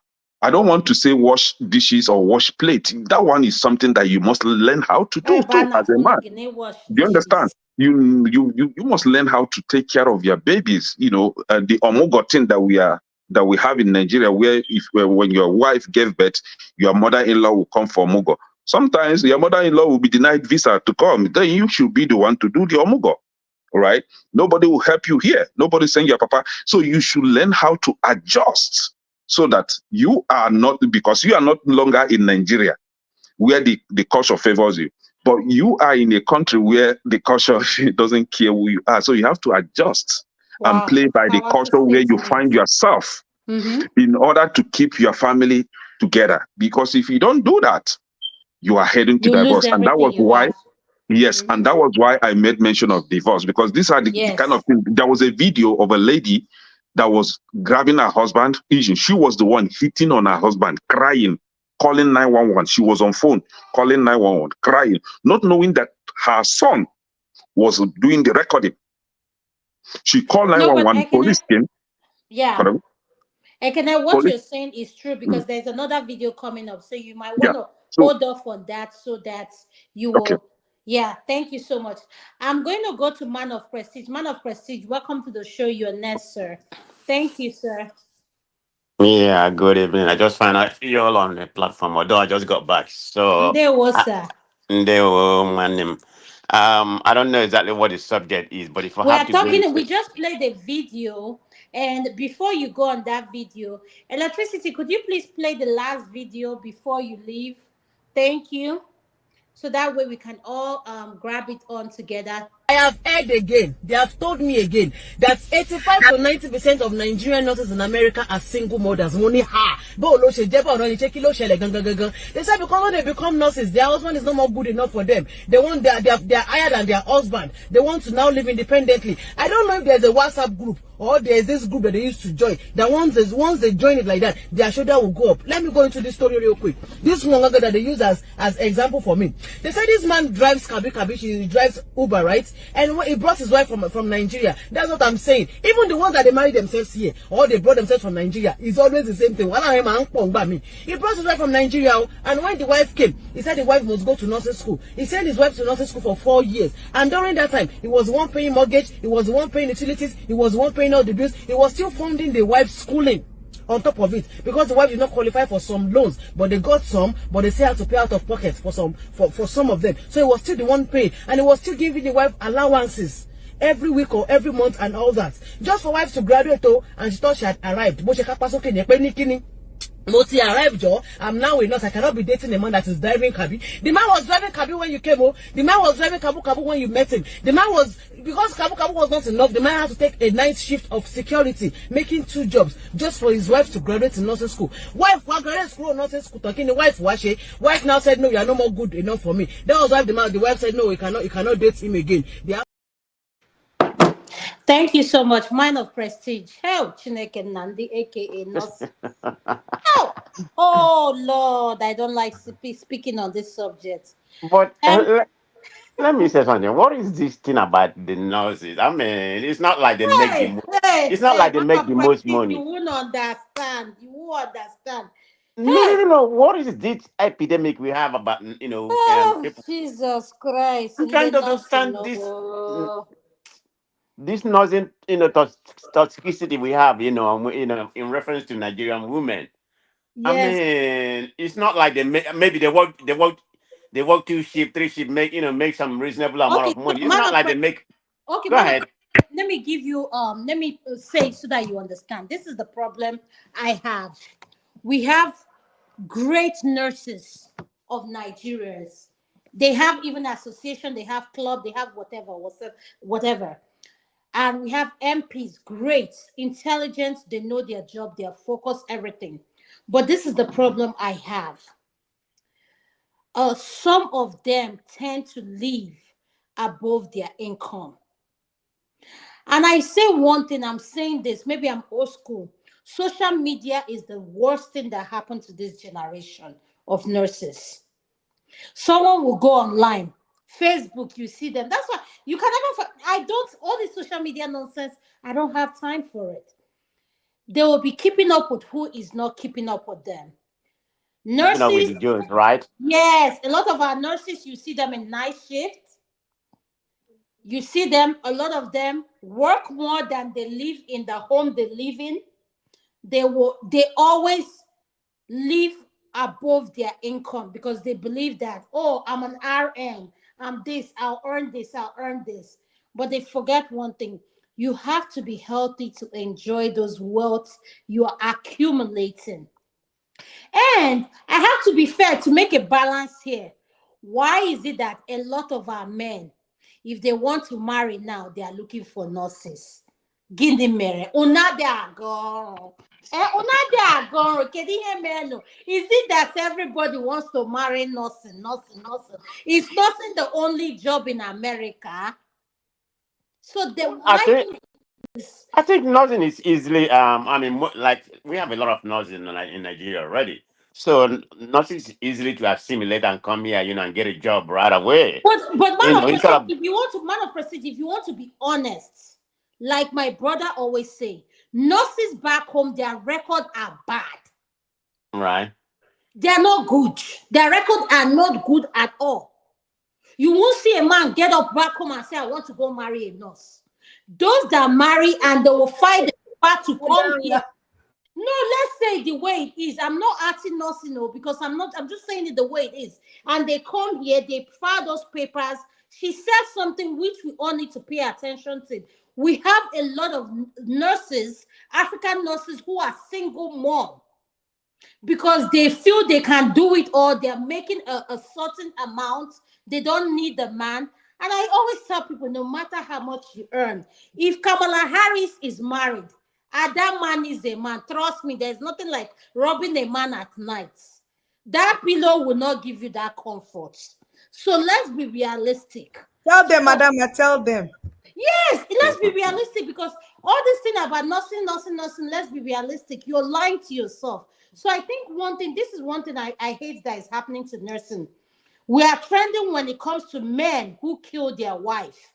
There's a video. I'm going to leave the link in a private chat.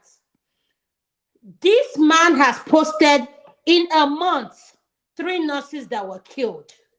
One happened is always in Texas. Yeah. I'm in the Texas. If I had a run in Azules, that's it. They're always catching up with who is not catching up with them. So all I'm saying is, I'm not saying that nursing is a bad profession. All I'm saying is this: cut your coat according to your size, make your family a priority, because guess what? When all is said and done, you go home to something. If you feel good going home to an empty house, good for you. But one thing I want you to understand: if you think nursing is bad, trust me, we have career women who earn a whole lot that not they're not even nurses, are not even close to their level, and they are humble. So why is it that trending in our social media is always Nigerian nurses? They killed this one did this one said I don't need a husband. So man of prestige, that's the conversation. Pick it up from there, sir. Okay, thank you very much. You have elaborated a lot. I think I will look at it. I mean, Ekene has spoken, but Ekene is kind of with his muscular toxicity, So that's I know Ekene for that. So you can't just blame the women for all. I think it's both ways. It goes like a lot of us go back to Nigeria. We marry women, to come here and slave for us. So that play a part to it. I'm not just saying the men are in our fault all the time. Women are contributing to it. I mean, they don't have this kind of privilege they have here, because the law in this country favor them. I mean, when you go to Rome, you behave like Rome. So it doesn't really matter. You can't say because you're Nigeria, you have to be, because there's no law in Nigeria. Law, wherever it is, the culture favor the men. So here, the law favor the women. So the men has to adjust about the situation.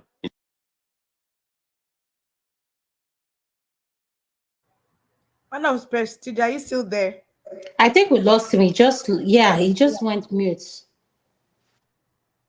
Hmm. Righteous man. No, I don't. I think righteous man. He has slept. Is righteous man there? Can you hear me? Yeah, now, yeah, you're back on. Okay, Yeah. I'm sorry. I don't know what happened. I don't know what happened. I'm just saying that. So I don't know where I stopped, but I was just saying the problem is both sides. Both sides. It's not just the men or the women. Like I was saying, some men go to Nigeria just to marry. I don't know what kind of job. Whether they have a job, they just marry women to come here and slave for them, and and make money. So, and when you come here, you become so wise because the law, protect the women more than the men here when it comes to those kind of stuff. So then wise up, and you don't expect them to become, to be what they are when they was in Nigeria. I mean, their attitude has to change. They have to abide to them, but some of them take it to extreme. Like say, I don't need a man. What can you do for me? I mean, you can't say that in this country. It's very, it's difficult to get men, in this country. So you have to be able to keep what you have. I'm not saying it doesn't matter which other party matters. So that's my point. It's a very complex situation. So we can't just easily come here and blame the women, but they play a very big part. So somebody say when they come here, their head become too big. They want to be the husband. No, a very nice woman wouldn't do that. We still play the role of a woman. A man will still play the role of a man, but it take two. It takes two to survive in this country, regardless, depending on your stature or what you want to obtain, But I always believe that before I can get married, I should be able to take care of the family. So I look at my wife, whether it's make more than me or it's close to, it's a supplementary. So I'm the man in charge. When I say I'm the man in charge, that doesn't mean I have to control her. So it's mutual understanding on what we have to do. So the culture there, I don't know. I don't know what we can do to minimize this situation we have, particularly the African women or the Nigerian women per se. I mean, every day. I mean, I hear a lot of stories here in California, in Florida, women, men and women buying their partner. I mean, has become so epidemic right now. Uh, I don't know. It's something to think about, maybe some Thank education. you. Yeah. Thank you. I just want to say something. There's someone, Be Nice, is on the comment section, and whoever the commenter is, she said, we have a lot of nurses who are breadwinners, and whoever the commenter is so right. This is one thing I want to say to everybody. I want our listeners to understand. This is not a show to bash anybody. All we are saying, we are going to make it fair.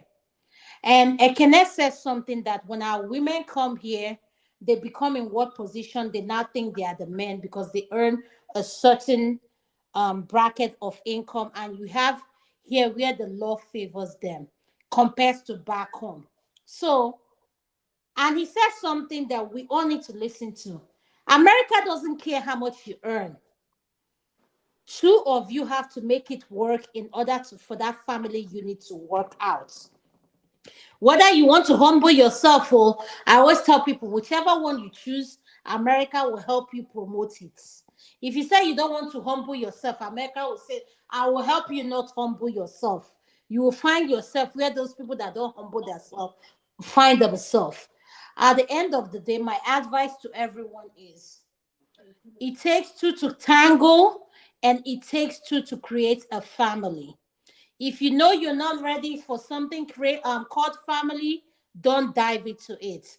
My concern as a mother and as a woman and someone in healthcare, nurses trending, I'm tired of it.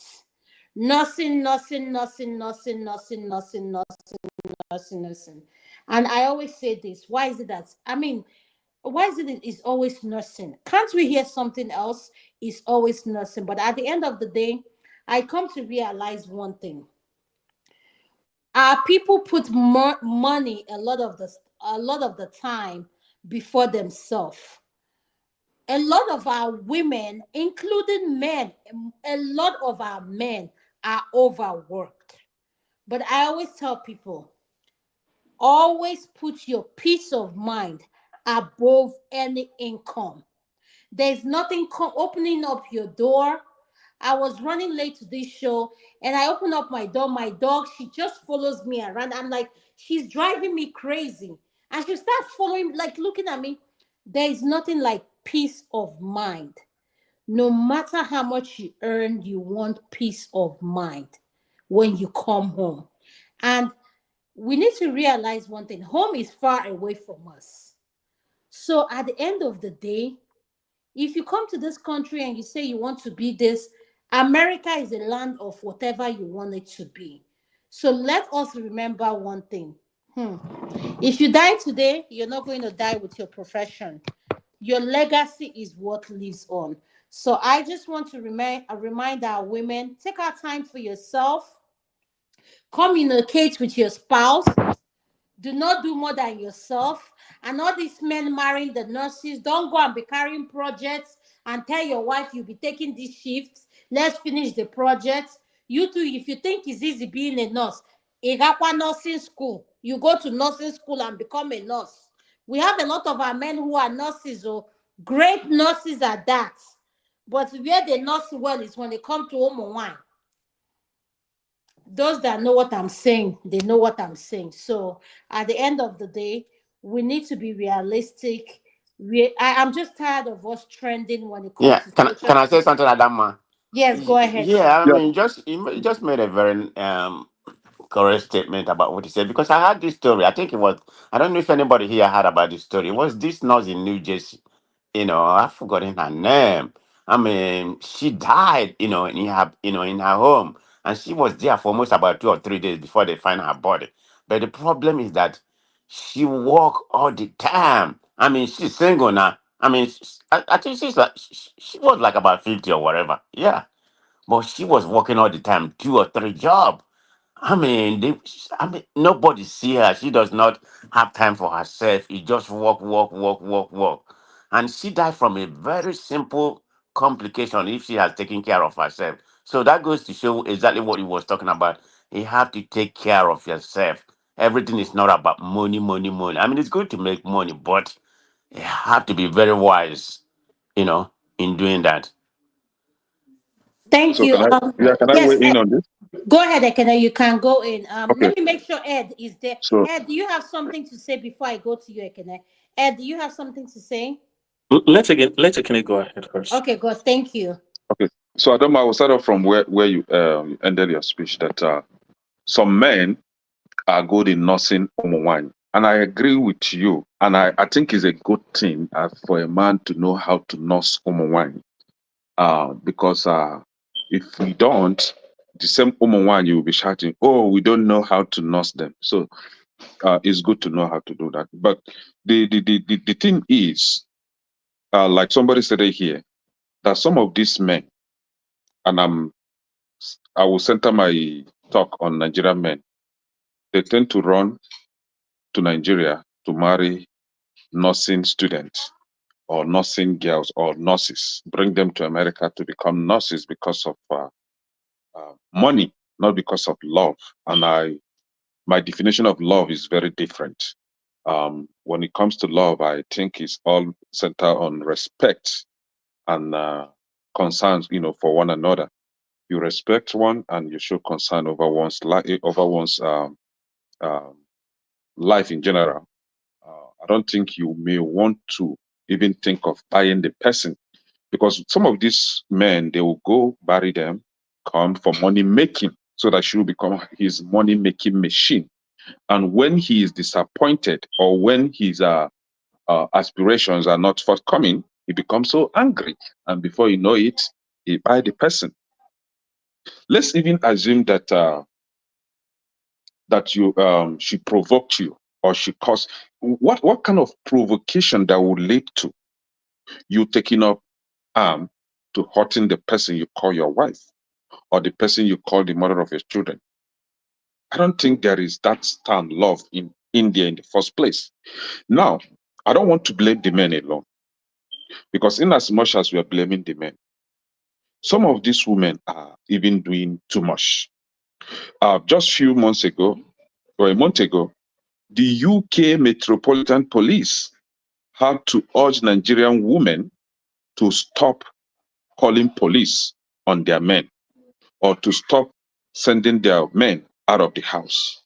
For the police to stand up and now begin to defend the men is becoming out of it, like too much. Now, you said something about some of these nurses not taking care of their homes or making noise because of the chickeny money they make. And it is true, because they say that empty vessel make the loudest noise. Because and I stated here last time that some of these victims, because I call them victims, when they were back home, they're from a very poor background. They come here, they started making small money, that they will change it and it will be in millions. Their head will swell up. And maybe their husband is not making as much as they are making. Forgetting that this man is the person that actually stood by you, supported you to become that nurse that you are today. And then you turn around and start messing up, start disrespecting him. Because you've gone out there, mixed up with some akatikolo, some women that have decided to rake their homes, and they want you to be in their group.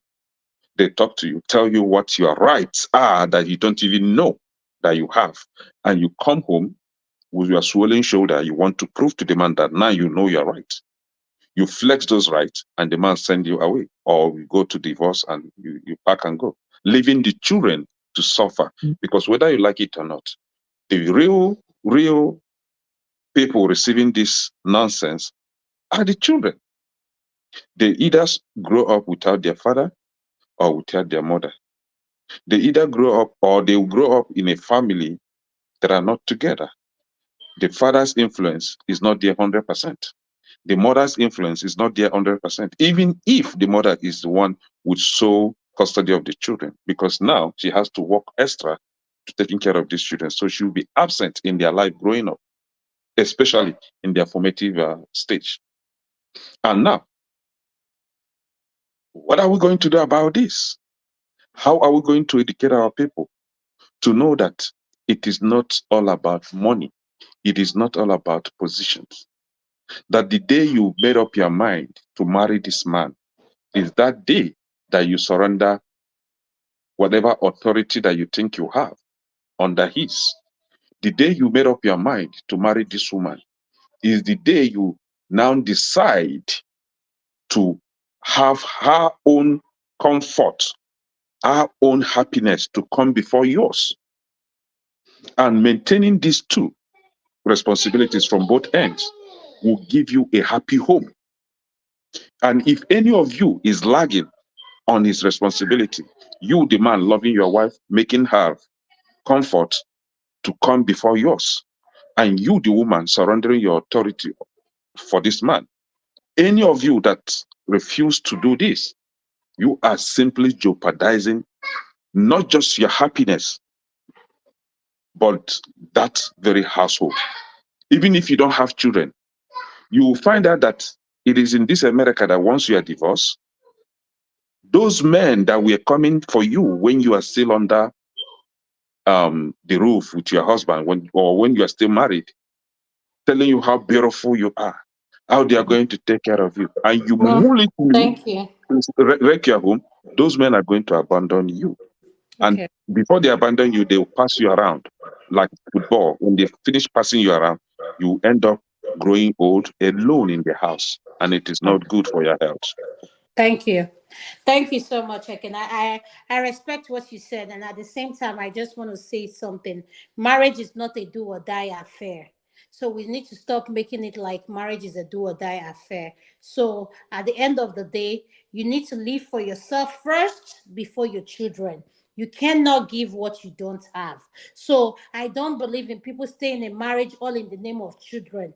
Please, let's be honest to ourselves. So at the end of the day, let's be realistic. If you know you're not getting, we're not here saying, oh, women do this and men do this. It takes two to tango. And if you know you wake up tomorrow, that person you're tangling with, you can't tangle with each other, please don't stress that person.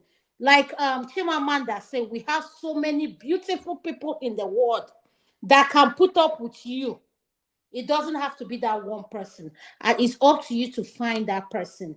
And at the end of the day, I rather choose that option than someone killing me, all in the name of I refuse to be with them, or I say I don't want to do it again. So if in there were my sister, welcome to the show. Can you please unmute? Ed, after Ify, I'll come to you, okay? Thank you. Ify, are you? Yeah, Ndewo. Good evening, guys. I just got here. I think I had a little bit of what you guys, we're talking about. This not open us, right? The nurse one. Okay. No, so when the nurse ne trend, So let me ask you guys, what do you think average nurse, depending on the state where you are or where you live, what do you think average nurse makes per annum? When you're saying LPM more makwara because a man these days only on a makwara. If you please tell us. No, let's concentrate on RN. That's more of a nurse. LPN is okay, yeah, that's what I mean. Without overtime. I mean just your 3 days. Okay, I can give you no, Mazi Prince, you're not want to because you're in California. No, I'm in two. Wait a minute. I'm in two states. I live in Adama. I live in two states. Oh, so even in Florida, even Florida. Yes. We have a house in Florida. How much? Yeah.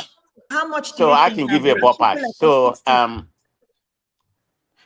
I am in Florida. It's like about 60, 59, 60. Thank you. In California, it's about 80. Okay, all right. So that's your gross, right? That's not even your net. So when people, talk about this issue of nurses, I mean, sometimes I get so irritable about that because nurses don't make money.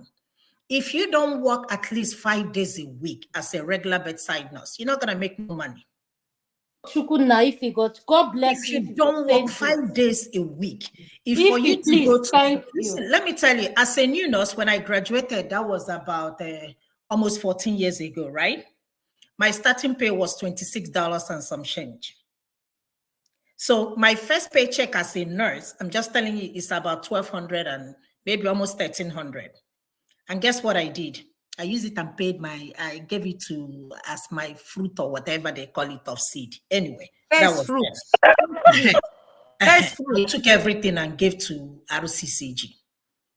So imagine, and mind you, that's a 6 shift. 36, 30, 72 hours of work. The reason why I'm saying this is this.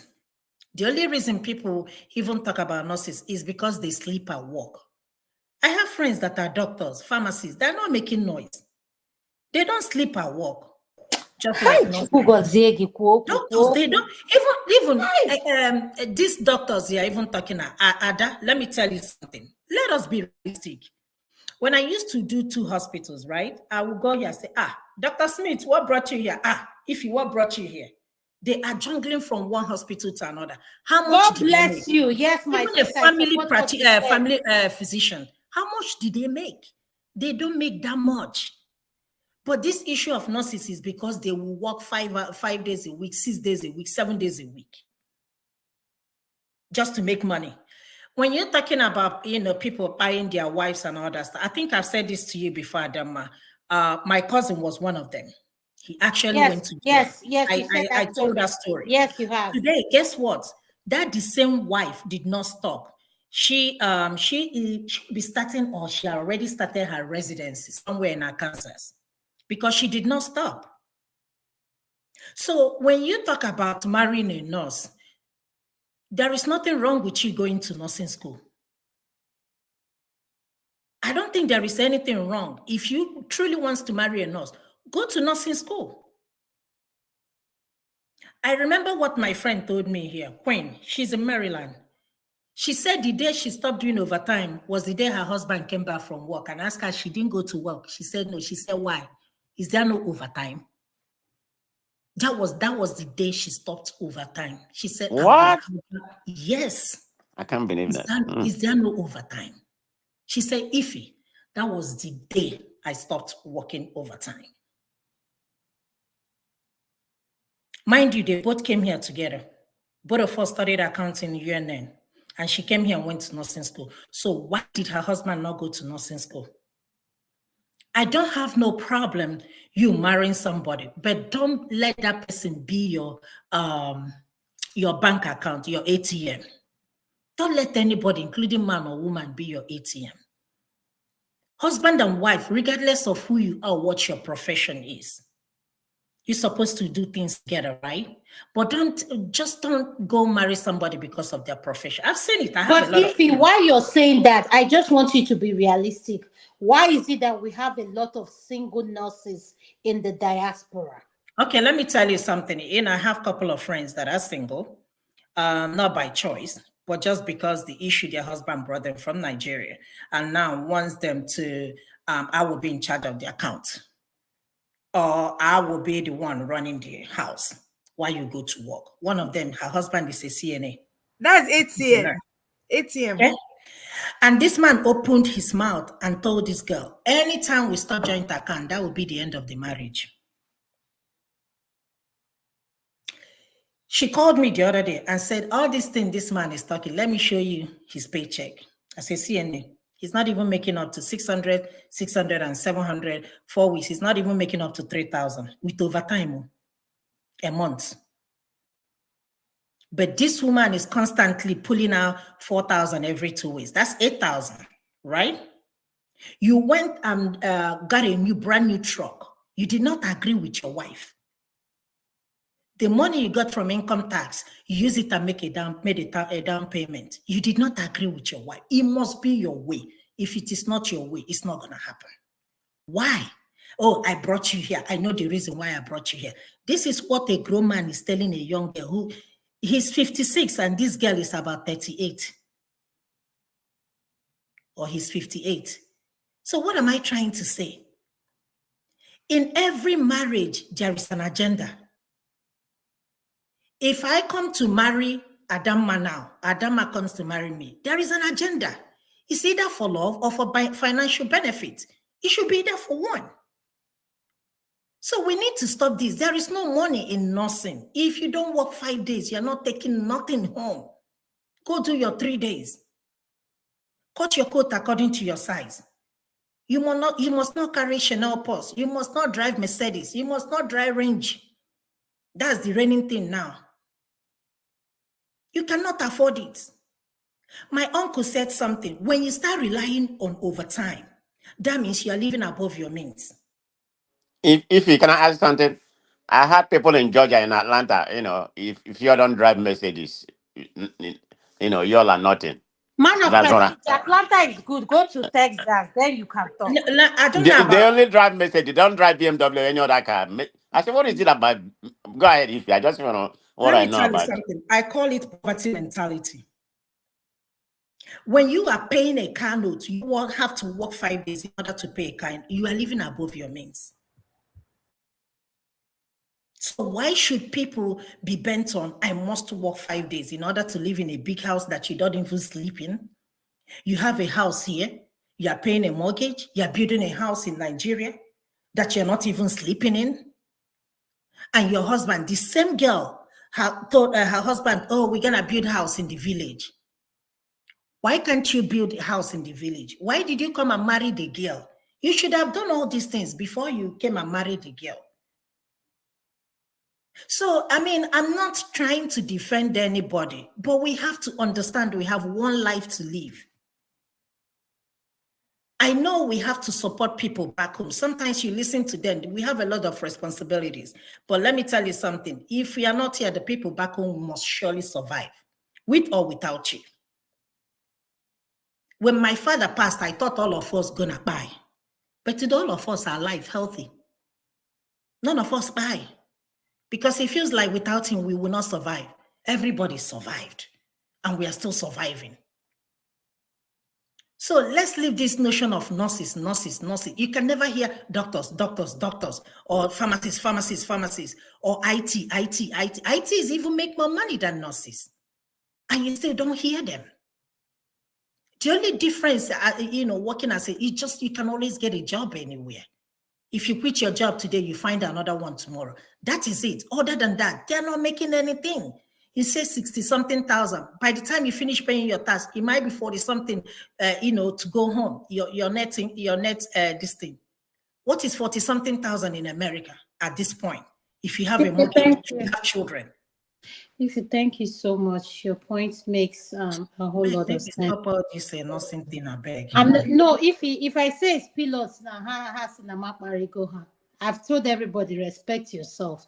Cut your coat according to your size. Stop trending with who is not trending with you. Focus on who you married. Focus on that person. That Amaka bought wig of $2,000 does not mean you too have to wear wig of $2,000. What Amaka do, you can't do it. The one name, welcome to the show, please, your next. Righteous Man, are you there? I've not heard you, sir. Ed, hold on. Righteous Man, are you there? Ed, go ahead, sir. Thank you. Okay, thank you. I think thank you, Ify, for actually bringing some level of insight into this whole nursing thing. I think what people are really interested in when it comes to nursing is just the flexibility and job security to an extent that they can always get a job. It's not necessarily, although some people might be under the wrong impression that nurses earn a lot. But I think Ed, yes, can I say something? You need to listen to what Ify said. There is something called a 12-hour shift, 7 A to 7 P. So after that, you make your schedule, you can pick up extra hours. And a lot of African nurses, let me not say most African nurses, like working night shift because you get paid more working nights. So I am of the opinion I don't like working nights. If you have young children, don't do it. It's not worth it. Because as a woman, you need to be present. There are things men cannot do. Like you as a mom, you need to, if you have kids like mine that grew up playing, they're involved in athletic games, after school programs, you want to be engaged in those things. And not just that, we have programs where nurses can work 8 to 5. But this is the problem we have, Ed. A lot of our men, let's say the way it is, they want nurses. You see them weekend, all the whole party, and their woman, if you ask them, where's your wife? Oh, no. So if you know what I'm talking about. So we're not saying this to make men feel bad. No. I'm just trying to say, because I don't want to make it personal. I'd actually dated a nurse. She was actually a nursing student then, just about to graduate before. Yeah, although we didn't marry. But the point I'm trying to make is that some men there are some men that maybe are. Ed, I'm interested. You didn't complete the sentence. What happened to that relationship? We didn't marry. I don't know. Was it because she was a nurse? Like No, not at all. Not at all. There were other issues that just did not make it work. So I'm not married to a nurse today. But I think, like, from my own perception, okay, let me just be as plain as possible. So I studied here. I did my undergrad in Nigeria, came here, did my graduate school, and so there was this, at the point where I realized, okay, I'm going to get married. It was, there are two reasons why I actually wanted to marry a nurse. The first thing was, I wanted someone that when we married, this whole idea of looking for a job, and that kind of prevents us from being able to live together. I didn't want that. So a nurse was really like, okay, this person can get a job in most places. So while I'm still studying, if we get married, it will be easy to relocate. Or maybe when I get a job, it can be easy to relocate, unlike most other jobs. Like if you marry an engineer, you need to have like an engineering firm close to you. And secondly, for me, I've always been attracted to the field of medicine. I actually wanted to study medicine.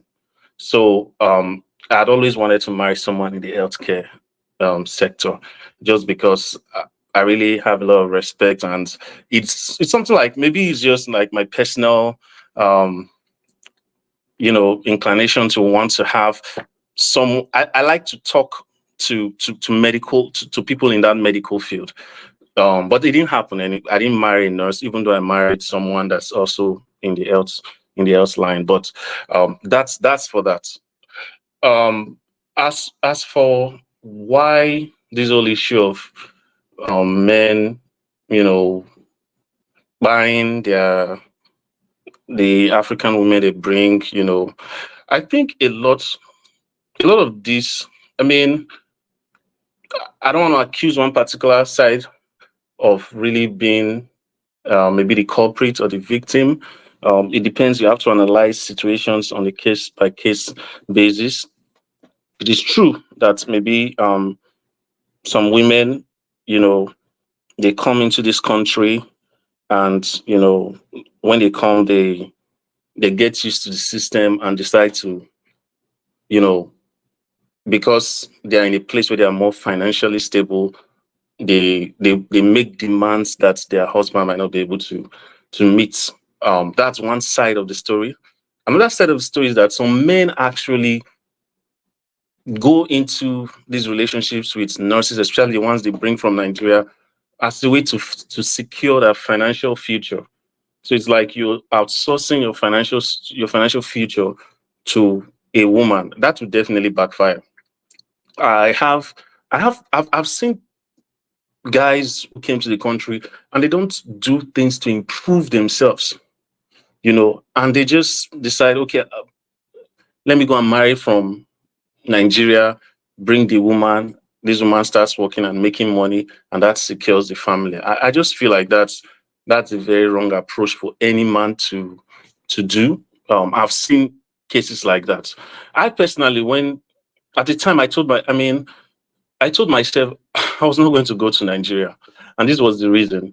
When you start talking to a girl in Nigeria, and I'm not saying this is always the case, it's hard for someone talking to you and seeing that you are in the United States of America, not to have this very rosy vision of what she's coming into.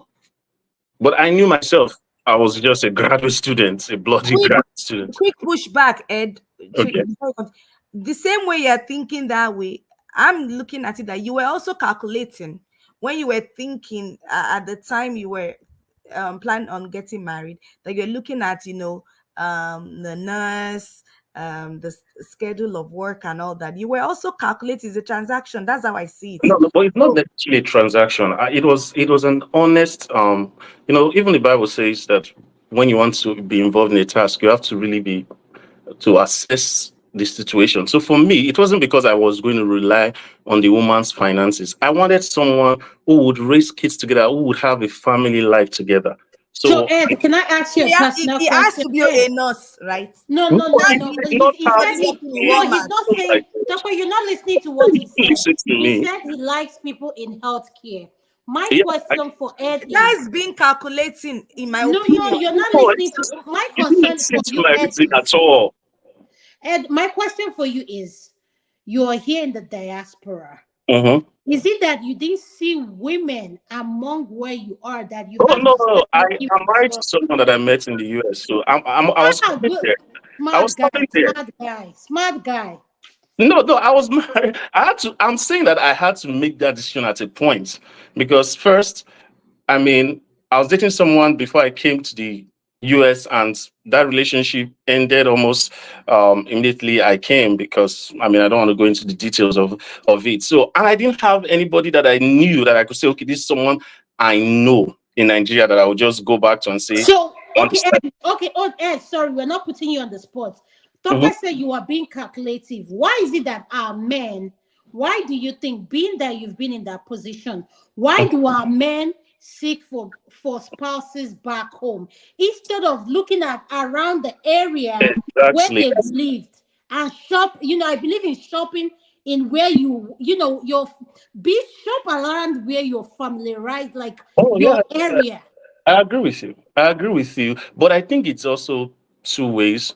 You know, some men actually just want someone that's traditional. They have this thinking that, oh, any woman that's lived in the West is too open-eyed for them, you know, or maybe they just have this idea of what a westernized woman would be. So, but for me, it got to a point I told myself, I mean, I don't know any woman in Nigeria, I mean, that I would go say I want to establish a relationship with. And in my mind, I don't want, the moment you start talking to a woman in Nigeria, and I'm not trying to use this to paint a broad brush of all women in Nigeria. There are some that are really, they're really worth going back to Nigeria for. But for me, it was like, I was just a bit careful not to, because people have perceptions of what you are in America, but I know where I was. I was just still going to school, and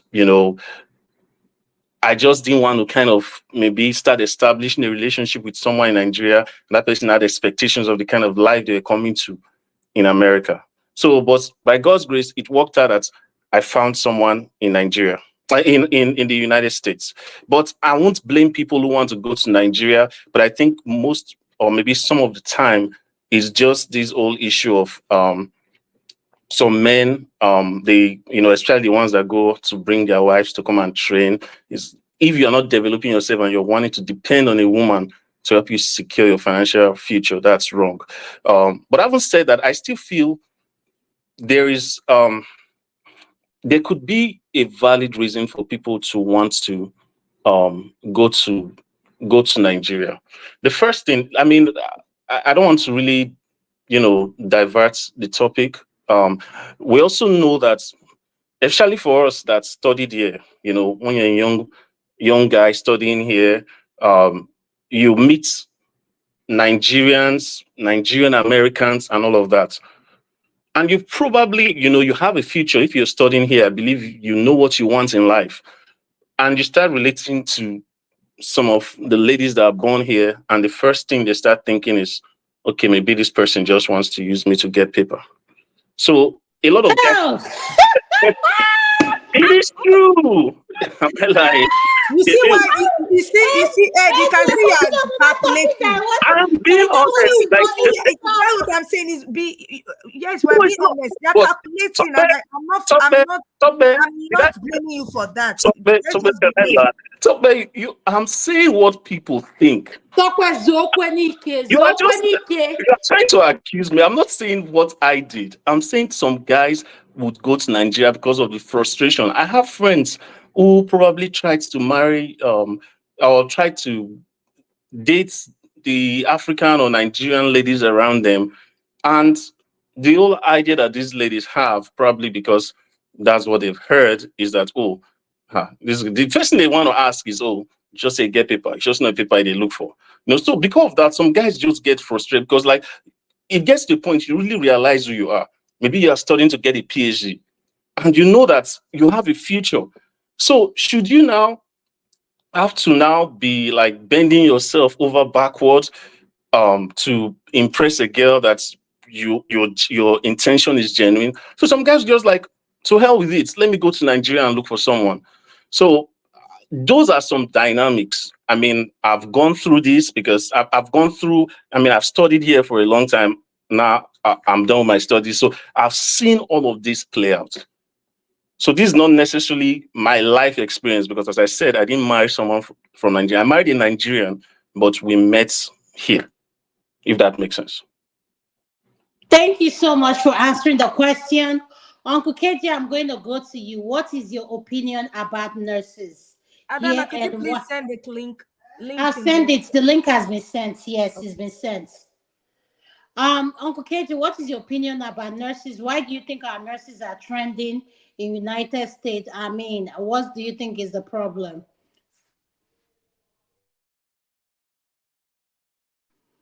Uncle KJ, are you there? I'll go to Ekene next to you. Yeah, actually, I was a little absent.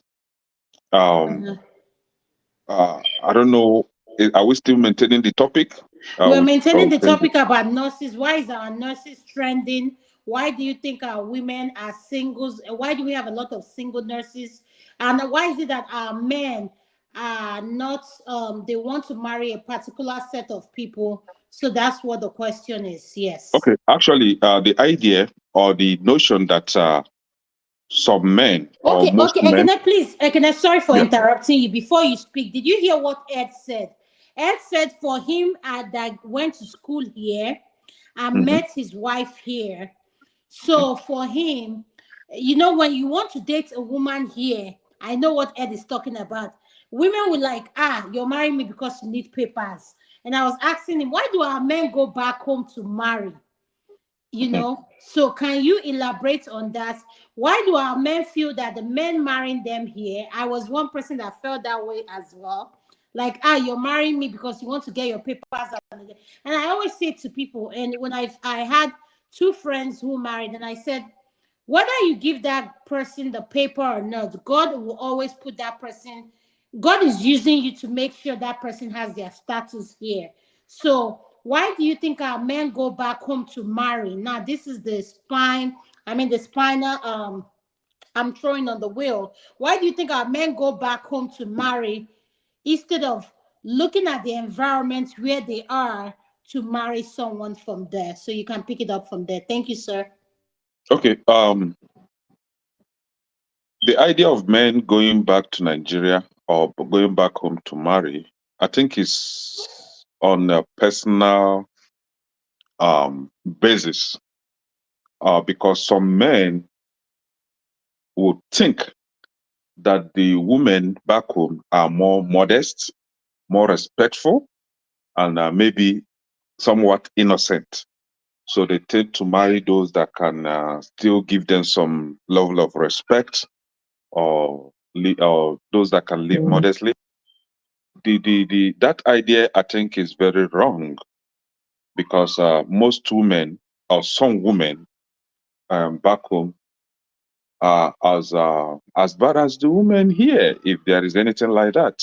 So if you are running away from the bad eggs here, because of that, you go home to marry a village girl that you can control. Some of them are baddest men. So you better, the best thing for you is to look from within your environment. There are a lot of good girls here that you can marry, very innocent, very modest, and respectful girls here that you can marry. But this is it. When you're talking about men trying to marry some category of women. Could you please hold on for 1 second? I have someone on the backstage. Amy Locon, I can't bring you in. Your device is saying that something, so I can't bring you in.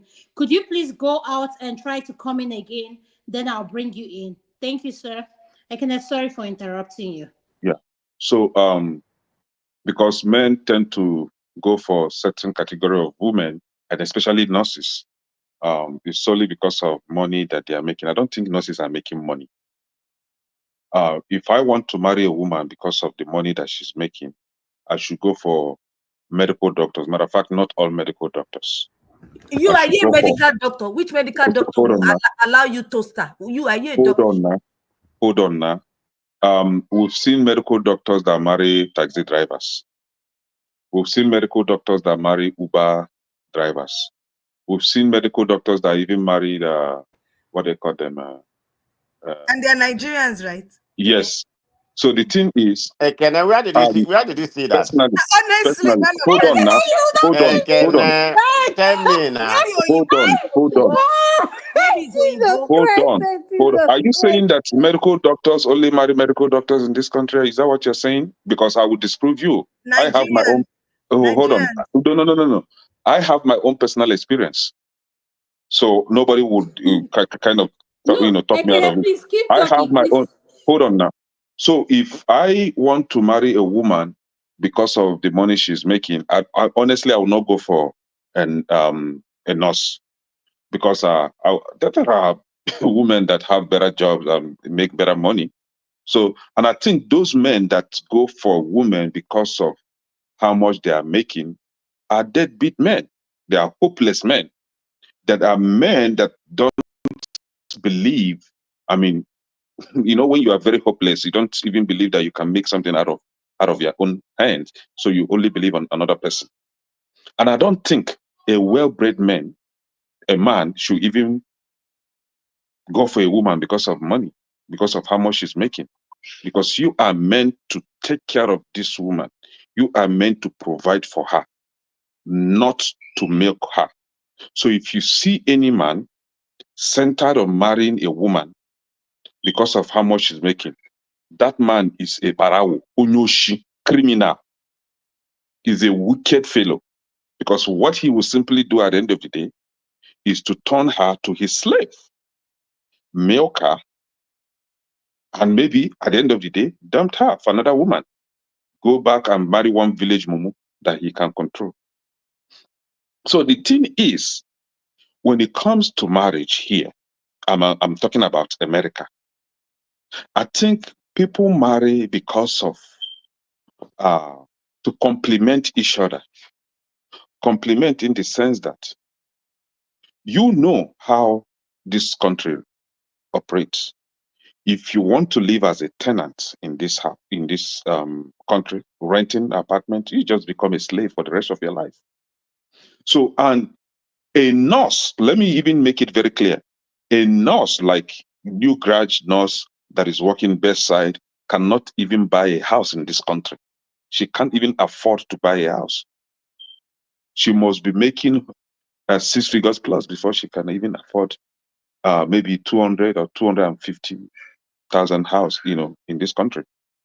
So she herself need a man that is making as much as she is making, or even more than she is making, to even afford the kind of house she wants to live, or the kind of life or luxury she wants to, experience.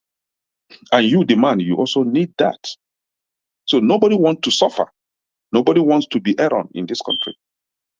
So if you are now saying that men marry nurses because, oh, well, it depends on the kind of life he wants to live. Maybe he's just looking for somebody that will complement whatever that he's making so that he'll be able to live a better life. And that is the honesty in this country, unless if we are trying to dodge from being truthful. However, what I'm saying in essence is marriage should not be dependent on money or position. I myself, I prefer happiness. I prefer rest of mind. I cherish respect and I give respect. I have, back then in school, had a lot of them, medical doctors and all that. And if I should sit down to choose, I prefer somebody that wasn't even a nurse at all. At all. Because she respects me more. She gave me that respect that I want. She knows that she's my wife, that she's my woman. So in this America, we have a fundamental problem. We as Nigerians or Africans in general, it is all about money. And that money is what is wrecking our homes. Money is what is making us not to know that we are the men in the house.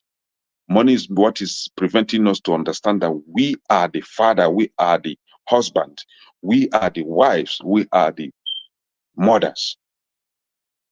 It's about money and positions. But if we can do away with all these things and know that I am human being, she is human being, I am her husband, she is my wife, he is my husband, I think we'll live better. Look at Asians. They make more money than us Africans. Yeah. But they don't have this high rate of divorce as we have here.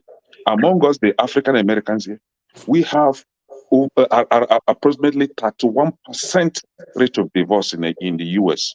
Yeah. I'm not even talking about UK. UK is now turning to not being disrespectful to African Americans. UK, when it comes to rate of divorce in UK, Nigerians are now becoming the African Americans in the UK when it comes to high rate of divorce. And it is all about money. Yeah. Adama, please, can I suggest something? Because go ahead. Yes. Thank you, Ekene. Go ahead, Ed. I touched briefly on something about, the kind of dynamic that occurs between Nigerians that come into the country and maybe Nigerian Americans. I don't know if maybe you want to have a separate discussion on that. Yes, I've written it down in my diary. We're going to have a complete segment on that. Why is it women like us that grew up here? Yes, I am. I've written it down. And again, I just want to say, I was very careful in what I was saying because I just didn't want to generalize some things. And also, I'm also a very private person. I don't want to reveal too much information about my own person. No. That's okay, Ed. I really appreciate you. So Tokpe was my case. Leave Tokpe.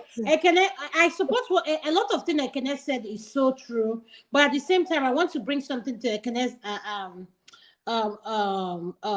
attention. All these people we reference, Indian, Asia. If you've worked with them and you socialize with them, for someone like me, I do. I don't see color. I don't see whatever. I don't care about this white, black thing. They have discussed with me their own issues in their own environment as well. When I tell them as Nigerian what we are dealing with, they'll say, oh, Adama, this is what we are dealing with in our own socials. So every culture has its own thing that we are dealing. The only difference is I think we are trending because I don't want to even go into that background. And Madam Luke, I want to go to you. Eminoko, I want to go. Welcome to the show. Madam Luke, you heard what we are saying. Thank you. You've been active on the chat. Over to you. Thank you, Mama. Welcome, Madam Luke. Aneme. Who's talking now? Who's time? It's your turn, Madam Luke. Oh, thank you. She's asking who is talking. That was Tokwe that just spoke. This is Adama speaking, ma. Adamado. Thank you so much, Madam Tokwe. Glad to see you feedback. She partially does for a minute. As soon as she heard not stop it, she came back.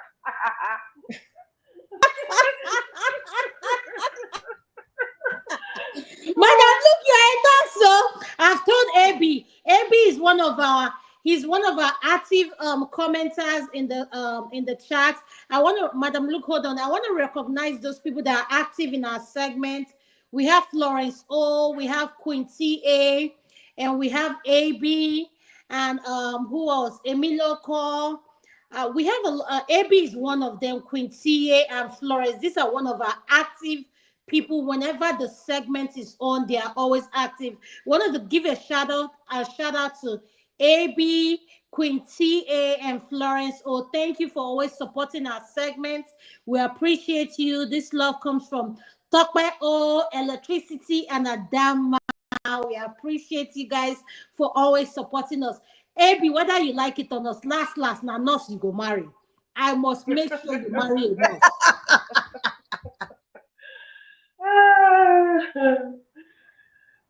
Batty, madam. Look. Okay. All right. I heard everything that you guys were saying, and I was just laughing. And I just said, it's because it's such a personal topic to me, I wasn't even going to respond. Just like Mr. Electricity removed himself from the conversation of the deadbeats, I was going to remove myself from the conversation of the nurses because I've lived in this country for so long, and I graduated here in the United States, and I'm from the deep south. I'm in southern Georgia. So when you are saying all those things, I find it very hard to relate to all these things you're saying. First of all, there are nurses and there are nurses. Those you're import. First of all, I put myself through school, so ain't no man importing me from nowhere. So all these imported nurses that know these things, I don't see all these things people are talking about. So when they are trending, I don't know where they are trending from. I am dealing with lily. My department is dealing with lily white nurses and where there's no drama. But when it comes to our Nigerian homes, a bad marriage is a bad marriage. It doesn't necessarily mean whether you're a nurse or you're a doctor. Those things just play out in whatever settings you find yourself. Like I said, I put myself through school. Ain't no man putting me through nowhere. And when it comes to my money, I manage my money. There is no we. You keep yours and I keep mine. We just have joint bills that you pay, and that's it. So that everybody has their respect. So coming to this nursing of a thing, most of the problems you see are nurses that are coming from Nigeria. That is what I have seen here. So when I hear all those things, I'll say, oh, the man brought her in. The man brought her from Nigeria. The man brought her from Nigeria. Because these men are so timid, they cannot find women around here that they can pally with. So they have to go get somebody who they feel they can lord it over with and show them the ropes because those ones don't know how to drive. It takes them like 2-3 years for the women to catch up. So they're going to be handicapped for a while. Even reading the signs on the road is going to be a problem for a while. So the men are always going to be at an advantage because they feel they are useful and they can lord it over these women. And then when the women decide that, okay, they've caught up long enough, they now start feeling like, you know what? There's an equation that is not balancing up here. And then the problem starts. My question to the men that are complaining, when these women were going to school and doing all these things, what did you do to improve yourself? I cannot stay with a stupid man. I'm sorry. I cannot stay with a stupid man. A stupid man meaning when I'm working, you are holding your hand. We have to be on the same path. We have to be on the same path. It doesn't mean that when I want to help, because there's no condition that is permanent. Sometimes you're up and sometimes you're down. So it doesn't mean that you all cannot help each other out when you are, at a disadvantage. But when you constantly stay down, I'm gonna drop you. I'm sorry. I don't have, like I said, I don't have time for stupid men.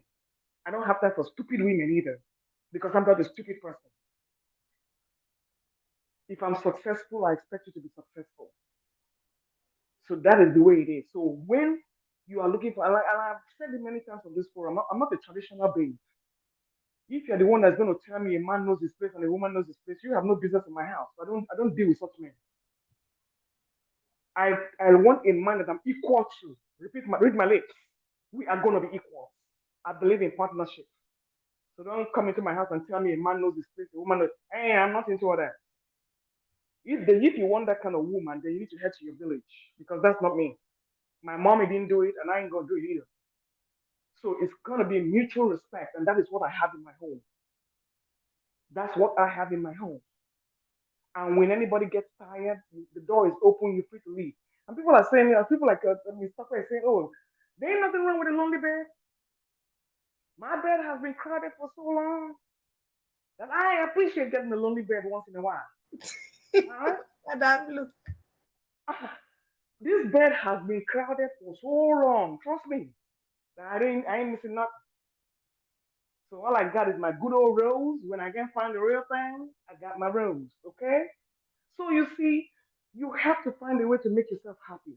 I'm not a materialistic person. All those things you are saying about driving a Benz, doing this one. I don't have time for those things. I spend most of my money on vacations. I don't have friends I compete with. I don't have Nigerians I compete with. So when people are saying all these things, they're very foreign to me because people are dealing with people from low income group.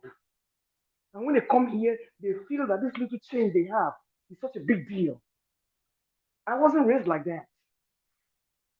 So when people are saying all those things, it's very, very, very, very foreign to me. I'm not even going to talk about that graduate of a lawyer. I think people were calling him the health terrorist. I'm not even going to address that because all that is lies in Nigeria. And then that ruckus that was going on between that man and that woman, because let's face it, people will talk about culture. When a man and a woman fight in Nigeria, the first thing the woman does is to grab the man's shirt. It's the culture. That's how they communicate. So I don't understand what was the big deal So about it. no, but madam, look, like you're saying is the culture. That is the culture. Does it make it right when you see a man is angry and he's walking away, and you have a woman grabbing the shirt, dragging herself through the stairs and screaming, "Otipami, madam, look, this is what I'm saying. If a man hits her, you know one thing they will say is assault. Wait. Is that not what they do in Nigeria? Remove the fact that you're in America. Please, just remove that fact that you're in America. Is that not what they do in Nigeria? Every backyard you come out in your face to face. Is that not what they do? Even when the man is walking away, the woman is dragging his leg. That is the way they communicate. That's their culture. That's the way they behave. But madam, look, but I think that's the problem we're having. That is our culture doesn't mean it's right. There's something they say is if you're in Rome, act like you're in Rome. You come to the diaspora, you cannot. There's something my kids always say to me. I'm someone I grew up here. I brought everything. When I talk, they say, "Mommy, you're loud." Even to me, I don't even know I'm loud.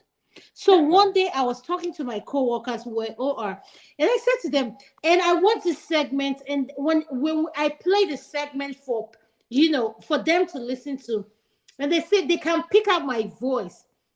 And I said, you know one thing my co-worker said?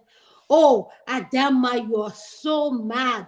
Your tone changed." And I said, "What do you mean my tone changed?" They said, "When you're mad, your tone changed." So the thing I'm trying to say is, Madam, look, you said something that is so interesting, that our women grab the men's shirts when they're arguing or whatever back home. When you come here in the diaspora, when you put your hand physically on someone, if a man, let's revise the position. If a man was to put his hand on the woman physically and grab her shirts, Madam, look, the conversation we're having now is not a conversation we are going to have. I get you. And I am telling you, you can bring somebody from Balogun, but you cannot take the Balogun out of the person. When these people revert to their cultural mode, do you think they know they're in America? Do you think they know they're in America? Just like when you're angry with your kids and then you just want to hit them. The American has left you. You have reverted to your default mode. That's what I'm trying to say. You are saying everything right, but do you think that person that is doing all that, do you think they realize that they're in America? They have gone back to Balogun or Idumota where they came from in their mind. They've totally lost it. And they have defaulted to manufacturers make. Madam, please now. No, but it's the truth. They have defaulted to the, you know, when you say you reset to factory mode, that's what they did. So when people were just saying, I was just laughing. Okay, can I say something, madam? Look, if I may. Yes, Uncle KJ, you can go ahead, sir. I saw Madam Mr. Kandu have left. Uncle KJ, after you, Eminoko will speak. Go ahead, Uncle KJ. Okay, thank you so much, madam. Look, I appreciate, and I think I'm trying to understand where you're coming from, and I'm going to just treat it this way. You see, that's why most times before you marry, you have to see that both of you are almost at the same level of reasoning, understanding, and all that. And some of these things have to be taken into account. A proper agreement is reached. Because if those things are taken into account, then these things will not spring up. And as a Christian, one of the things that the Bible says do not be an equal yoke with an unbeliever. And sometimes people see it, the word unbeliever, and then they misinterpret it by thinking it's only when the person is not a Christian. No, it also means that the person you do not have the same understanding with. Also means that you, for instance, when I was back in Nigeria, I used to be in a church where if you want to marry and you're a medical doctor, for instance, and you go bring somebody who is maybe a diploma holder or even just a secondary school holder, the church will say no, that this cannot work. And the reason they give at that time is that your levels of understanding and reasoning are going to be a problem. Not even, you can be a businessman and making a lot of money, but because you don't have that, um, you know, a more trained way of thinking and understanding, you easily will run into a problem when it comes to your having to discuss in your house and coming to a full understanding. And so I'll give an example of myself. Before I got into university, I used to have a girlfriend who went into the University of Nigeria before me. And she would come back from school and she would tell me certain things, and I'll say, like, come on, man. I didn't understand that. I used to think, come on, this is not talking about. So when eventually I got into this university the next year, I had to write her and say, look, I want to apologize because some of the things you are saying were actually the reality, but my understanding then could not help me to understand what you are discussing. Now, having gone through some of those courses and understand what you are talking about, I can make, a lot of sense out of what you are discussing. And why am I saying that? I'm giving an example of myself because that is how these things come out sometimes. Now, when a man in America who has lived in America for 20 years or maybe 10 years, and you're not able to meet somebody who is at your understanding, who have the same, lived in the same environment, I decide to go back to your community. I want to talk as a man. The reason why he's going back because he wants his children probably to understand and be able to speak his language. The reason he's going back because he cannot see somebody who he can marry here. But maybe somehow he thinks that when he goes to his community and picks a wife, that one will be able to train his children to understand his language or their language or where they come from. But the situation is just like you said. Some of these people, because again, they have not lived anywhere outside of Nigeria, when they come, they begin to calculate the money in naira. And when the money becomes a bit more, it becomes a problem. I work in a dealership, where most of what we sell are the exotic cars. But those people, the people who own the factory, the man who runs the whole stuff, he does not drive a Mercedes. He does not drive a Porsche. He does not drive a BMW, even though he had all of it, or a G-Wagon. He doesn't drive any of those. He comes and lives with his, Camry. And so one day I asked him, boss, why are you not driving? I mean, look at these cars. You can just pick them up and drive them. He just laughed. He called me and said, you know what? When I see people walk into this place and they want to pay a lot for these cars, I just imagine, I don't know what they want to do with it. Because, for instance, if you buy the new BMW, the bumper alone has about 6 cameras. That's 6 cameras alone. If something hits your bumper alone, for you to even get it, you are going to pay $1,500 alone for the cameras to be imported and not even installed, just the cameras alone. And so he wonders to himself why somebody want to put himself in that situation. And I'm saying this to say that, and he went ahead to tell him that most of the people who buy these cars are our people. They are our black brothers. They may not necessarily be Nigerians, but our black brothers. They spend all that money.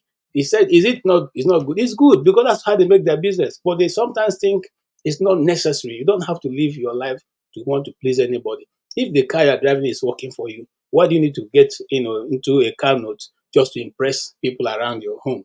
Some of these people buy these cars and they still live in mortgage. I mean, they still live in homes where they're paying rent. But let's put that aside. Let me come back to the real thing, which is this thing of the fact that, you said something interesting, that is our custom, is what they do in Nigeria. So my question will have been to you is, if they can apply the American system to bringing judgment against their husbands, and why then do they bring the Nigerian system? It should have been that Once you come to America, you adapt the new style of doing things here. And I'll end with this. Before I came to America, I was going to call my wife and family, and I have a friend who I worked, I was working for an American company before in Nigeria, and she called me and said, "Oh, I hear you're going to come to America. You're going to sit now." I said, "Yeah, we're planning about it." And she gave me two advice. One, she said, "America is built for women." I'm telling you what an American told me. In Nigeria, when we come, we see how you people relate. Okay, the laws seem to be a bit on equal sides. Here, when you come to America, you have to be very careful. You cannot hit your wife. You cannot even shout at a particular level because she calls the cops. You are going to be thrown out of the house. Whether it is your house or not, it does not matter. At that point, you're going to leave your house. Two, you have to also know that there is a way you cannot hit your son. If you hit your son and you call the police, you're going to get in trouble. So I'm just giving you a heads up. So you decide before you leave whether you want to come with her or you want to leave. Some of these things is a big strength to us, especially those of us in Nigeria. And I do not, encourage anybody who hits his wife or anything. But you need, as a man, to have self-control, irrespective of how angry and how upset you are. You also cannot be a man who does not want to work. Your wife is a nurse and she's doing 3 shift, 4 shift. The truth is that some people are just bad. If you like, do whatever I want to do for them. If they have decided to leave, it's okay. Just like I said earlier on, if you are married and your wife decides one time, say, I'm no longer in love. I want to walk. Sit, across the aisles and shake hands. That's okay. It was good while it lasted. Now everybody walks on. Okay, but the fact that it has to be do or die, and then you begin to, look for how to throw. The one I don't like, and I'll keep. Sorry, I'll end with this. I have an uncle, Uncle Joe. He lives in New York. While we were in secondary school many years ago, he had lived in the US for over 40 years. But guess what's happened? His wife began to plan because he's also a medical doctor and very successful medical doctor in the US here. Has a mansion. I mean, when I say mansion, you know how you Americans have big houses. Okay. Now he marries his wife, and the wife decides that the marriage wasn't going for her. And instead of walking away, she tried to push him to hit her. She tried everything possible to make him hit her. I didn't do that. Guess what? One day he because sometimes she doesn't cook. They have 3 children. Doesn't cook for the wife. The wife doesn't cook. So he comes and cooks. He normally make rice and beans for the children, which they love very well. So he made it and left to work. And by the time he came back, he realized that the beans and the rice had not been touched at all. And he was wondering, okay, why didn't the children eat the beans? So he wanted to take the beans and eat. But somehow when he was lifting the beans, so his man just said, "Don't eat these beans." So he took the beans and poured it away, and took the rice and also poured it away. And then the wife didn't come back with the children till the next day. Okay. Apparently, whatever she had put in it would have been able to kill him, because when he put it, their dog that was in the house, some that he gave the dog, the dog go see the maker. Okay. So when she came back, she was surprised, visibly surprised that he was, walking around the house as if nothing happened. She didn't understand what happened. But in any case, to cut the long story short, at this point he said he wanted a divorce. And when he filed, the woman went for the house. Okay. She insisted that the house must be given to her. She insisted that his resources have to be given 50-50%. So, against all odds, she won all that, what she wanted. Now, where am I going to? That guy became so devastated that, in fact, he thought of suicide. Because this is what he has worked all his life. Went back and brought a Nigerian from his own place. Okay, and this happened to him. So what am I saying is, people will always be people. People, no matter how nice you are to them, if they are planning to do you evil, they will eventually do that evil. If they are planning to do you good, they eventually do that good. But let us always know that marriage is not a do or die. Okay, I would like it to go smoothly and both parties will be happy. But where it is not working and somebody feels threatened or feels that, look, I can no longer continue to exist in this union, let it be a mutual understanding. You met in love, not in fight. You met because you liked one another, not because there was something. It wasn't a trade-off with money. Okay, my family need money. Oh yeah, we'll give you our daughter. Whenever we get money, we'll return to you, return to us. No, it was out of love. So if you cannot always refer back to that, it will be a problem. And then, if you refer back to that, remember the first time that you met and use that as a yardstick to sort yourself out. It may not work exactly for everybody, but majority of people who try, somehow, they're able to make it and keep moving on and on because we're in a long road in this earth. Thank you for giving me a long opportunity. God bless you all. Thank you, Mr. KJ. We really appreciate your views. Welcome, Eme and Kandu. Thank you so much for your patience. We're about to round up, so I'll need to give you both just 5 minutes, please. Eme. I think I don't even know what to say again. I think everything I should have said has already been said by a lot of people here that I simply agree with their submissions from Madam Luke to Mr. KJ to Kene. So I think I have nothing else to really say now. I think I'm short of words. Maybe we should go to Kandu. Yeah, I think that's fine. Well, thank you so much, Emma, for joining us. We really appreciate your support. We want to use this time to really appreciate you. Thank you so much.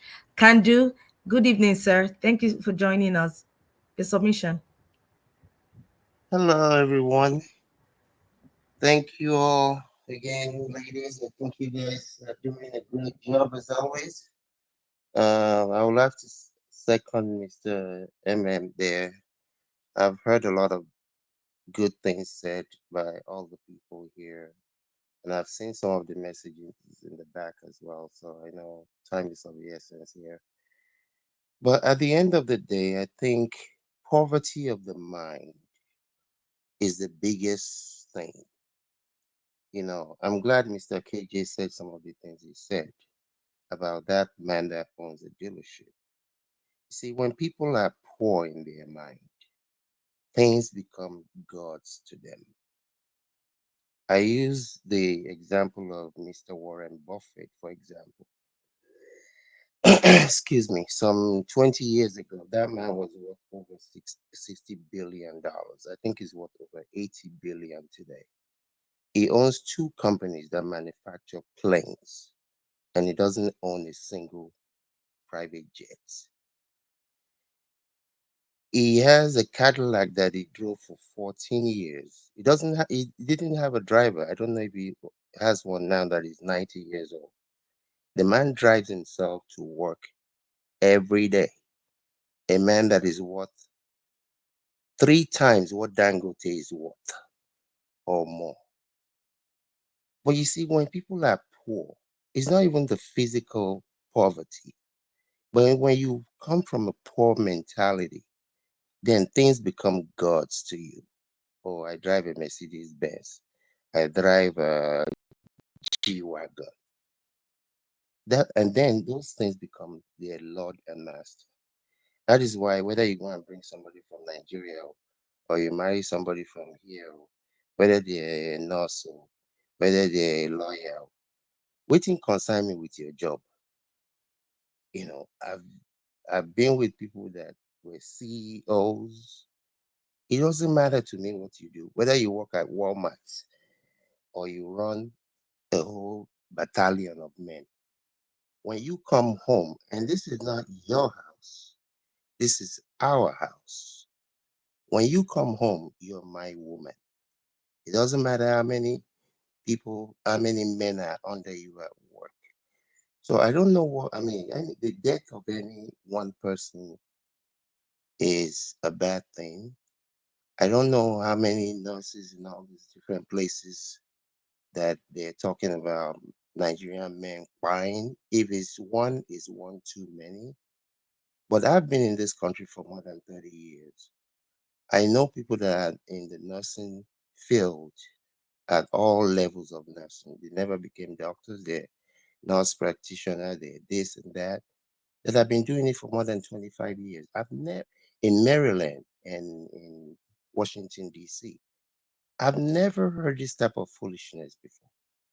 But again, when people are poor, no matter how much money no matter how much physical money they have, they will forever be poor. Again, good job, ladies.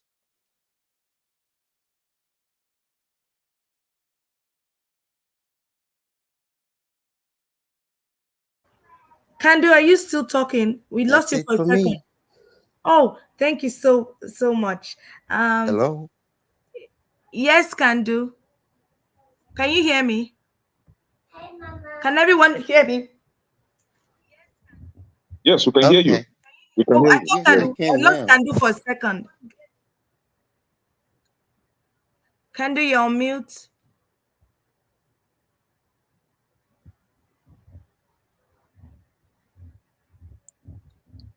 I think it's gone.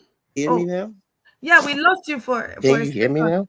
Yes. Were you done? I thought we just lost you for a second.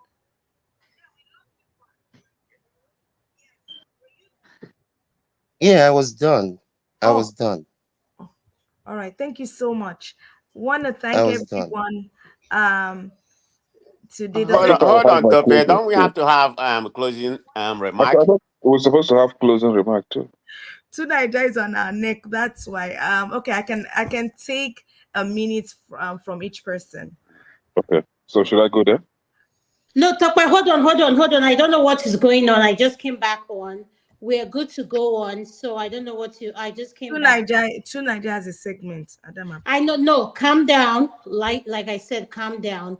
Is okay. So please, whoever has the next thing to say, please go ahead and carry. Nigeria will be okay. So please go ahead. Okay. Just a roundup. I think, like I said earlier, that marriage shouldn't be all about money, whether the man or the wife. It should be about mutual respect and concern for one another, and basically to complement each other. Because if you are basing marriage based on how much you're making, or based on the fact that you were a medical doctor, and for that reason you will not marry somebody that is not a medical doctor, they're all rubbish. Because why?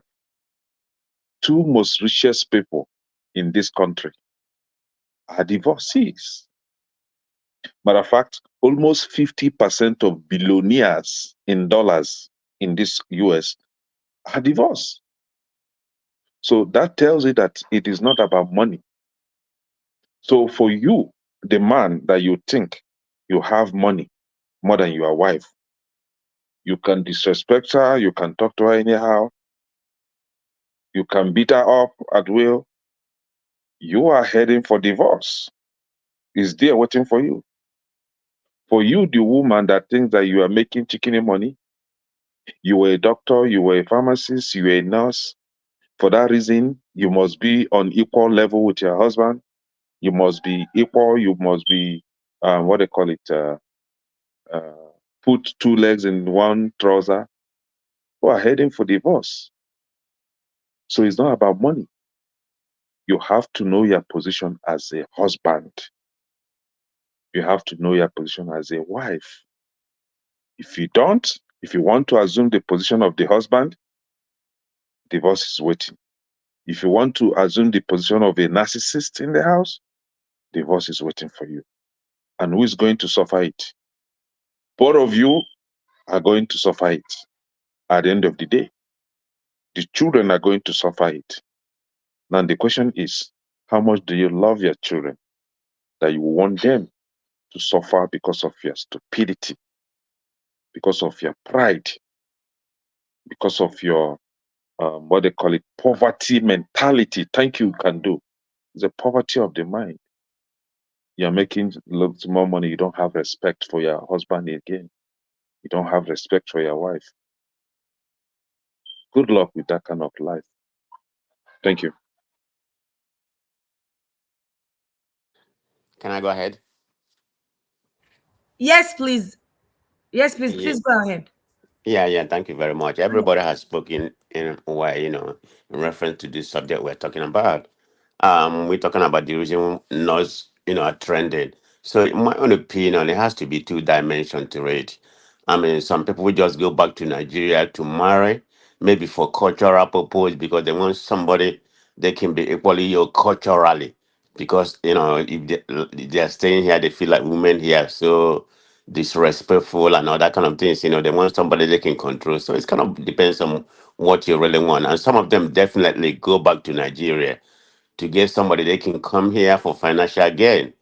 So when things didn't work out that way, then that's where we have the complexity of divorce and all that. I mean, there's divorce in Nigeria, but it's not a prevalence as it is here. But the more advanced people in Nigeria, yeah, the divorce rate in Nigeria is increasing, but not on the local level because um men in Nigeria, most of them, I don't know how many percentage I can afford, I can afford it, are pretty much the breadwinner.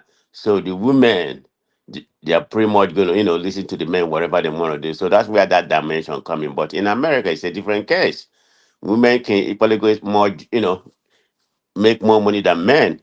So just, you wouldn't be able to control them. So that's the different. But anyway, in the final analysis, for you to go back to Nigeria and marry, you need to talk to your partner and say, hey, be very transparent to them. Say, I'm here.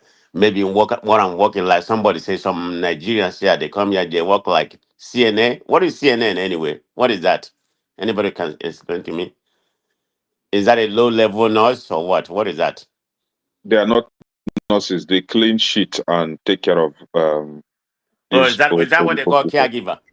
Yeah, they just clean shit and do those Okay. stuff. So the point I'm trying to make, like everybody has said, sometimes it's not about money. So the point I'm trying to make, if you're gonna go back to Nigeria to marry a nurse or whatever, be very transparent to them and say, okay, this is what you're gonna do, and when you come here, you're gonna be working here, and to support me and everything. And like if everybody's properly said, it can't just bring a nurse or somebody more educated for you than you. You expect that person to be your breadwinner. It doesn't work that way. There's so much that person can take. Sometimes, men are supposed to be the breadwinner, but I mean, in a nutshell, you're supposed to. I can't even father a man go say, I'm going to go get married, knowing that, let's assume something happened one day, your wife is not able to do something, you can't take care of the family. That has to be a main focus, that if anything happens, you should be able to take care of the family. Then if you have a wife coming, let's be equal partner in that regard. So in a nutshell, you have to be very transparent, okay? To avoid all this problem we are having, in diaphragm. That's all I have to say in that regard. Thank you, everybody. Thank you so much, man of prestige. Adama. Yes, who is next? Man of prestige just finished speaking, and who is next? Has Ify spoken? Has she given her final submission? No. Ify, are you there? Mm-hmm. Yes, go ahead, sis. I don't have much to say. I think what Candy said earlier, it made a lot of sense. To be honest with you, it's all about, let me not be disrespectful. Anybody who comes here as a nurse from Nigeria, it's a poverty mentality. That person must have come from a very poor family. Right, most of us that came here studied nurses, and went to nursing school. It just may be because of the job opportunity there. Just like Kandu said, when you people that have money, they don't make noise. It's only people that don't have money. And that's why sometimes social media can be very, very irritating to me. If somebody buy a car, maybe a 2010 car, the person will put it and say a Tia rubber and will be making noise. We will not hear a word, both for nurses or even people back in Nigeria. How many times have you seen all these rich people's kids put up all these things on social media? They don't make noise. People that really have money, they don't make noise. When you have to go to work every day to sustain yourself, you are very poor. So how much more somebody who is living from paycheck to paycheck? It takes just one thing to happen to you, and that will be the end. So, I mean, let us be, very careful, with the way we talk about this issue of people marrying nurses or nurses disrespecting their husband just because the person maybe brought you from Nigeria, and then you feel that that's you can talk to the man anyhow. I don't think it's right, in my own opinion. The essence of us coming here is just because our country is not good. We're here just to, have a better life.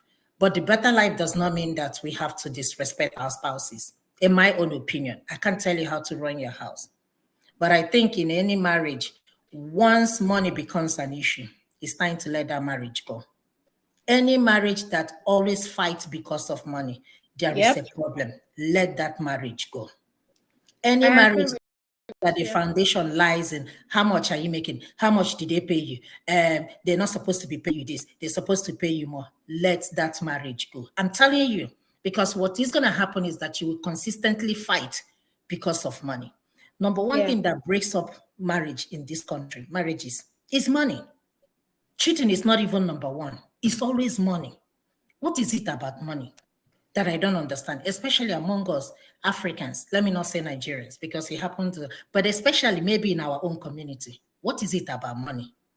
How much do we even have? We only have money to pay our bills and have little change to send to people back home. But we are the ones that will make the worst noise or the loudest noise, empty vessels. Yeah. So let us be guided. If I agree with you, thank you for your final submission. And to Nigeria, I just want to tell you we're running late. I stepped out and I told Tokwe that we're going to be running late. And I'm going to the next person. Amy, have you spoken for your final submission? Can you please speak? Okay. Final submission. 1 minute, Emma. Can you please bring Ed in? He's asking, he's in back. Yeah, I'll bring him in. I'm bringing him in. Yeah, thank you. Final submission. All have been said, and as Ify also said, I think that was what I was meant to even contribute, actually, that all these things, the foundation of it all is just respect. We just have to respect ourselves. And if you put respect in your decision making, I think one way or the other, you'll be guided to the kind of woman or man you're going to marry. It will also make you to even at least have a kind of nudge, a kind of inner guiding, like, oh, maybe this is not the right thing to do, or you just be guided by intuition, by knowledge, and all those things all put together. But if you don't even respect yourself, how do you even respect other people? And from there, how can you see the best in other people, or even see the better ones amongst these other people as well? So, but only that you just can't stop human beings. The average human will always be a greedy person. So a lot of people will marry because of transactions, financial gains. A lot of you can't stop it. It has been since time immemorial, and it will continue to be. But hopefully, for people who have labored enough in life to want to live a comfortable, successful, sustaining life, they will make the better decision to marry because they respect themselves. So I would just encourage all of us to have that self-respect for ourselves, encourage our people to continue to respect themselves so that they can make at least decisions that they can accommodate their the shortfalls in case there is. Thank you. Thank you so much, Emma. Ed, I want to accommodate you. You just came in. Can I have your final summation, please, sir? Thank you. Thank you, Adama. I think something that ties so closely with what Emma has said is, apart from just respecting yourself, people should be committed to personal development. That's one issue I've seen that kind of makes some marriages lopsided, where one person is actually trying to fulfill their own life aspirations through someone else. You have to be a complete person to really, as in complete in your own self, to be able to really, make a good marriage. Not like you are like this kind of person that feels your partner is going to be what fulfills you. Oh, so maybe you're a taxi driver, you want to go to Nigeria to go train a nurse, and you feel like that's what will make your life better. I'm not trying to taxi drivers, but even in that, try to be developing yourself, acquire skills, so that, you know, again, it helps when the partners really respect themselves and see that drive among each other to develop themselves. I think that's one other issue we have. Thank you so much, Ed. Tokwe, do you have any final summation before I end the segment? And I'll say my, Tokwe, what is your final summation? Well, I just wanted to appreciate everyone for joining us today. As always, we appreciate your support, and see you soon. And I just want to say thank you to everyone that supported the show. I'm going on vacation for the next 2 weeks, so I'm going to go relax, enjoy myself. And I just want to make sure that you guys, while we're gone, just hold down the floor. Let's keep having the conversation. At the end of the day, we need to be realistic and be honest about what we want in life. Money is not everything. Yes, money is something we need as a necessity to get things done. But at the same time, self-love and, you know, above all, I always say love conquers everything. So thank everyone, all our panelists. I'll start with Mr. KJ, Ekene, Eminoko, Ify, man of Ada, can I go prestige. with you? Ify. Iji $10,000 say ga poima oga kugo Bora Bora muna ga agawa kwa. Listen, no problem. My ego come up. I have quite handy. Listen, Mr. Kandu, thank you so much. It's been a while, Kandu. Ed, I respect you. Ed, I'm going to have electricity get back to you on that segment you suggested to me. I would like you to be one person that will join Tokwe O and electricity and Ekene. And we have some new things coming up, so stay tuned. We just want to tell you guys we love you.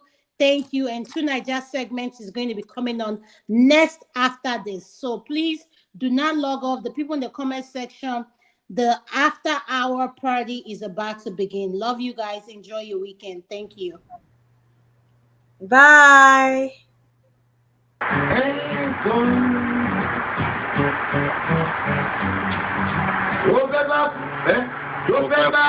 Tó fẹ́ kú torí ẹ̀ o.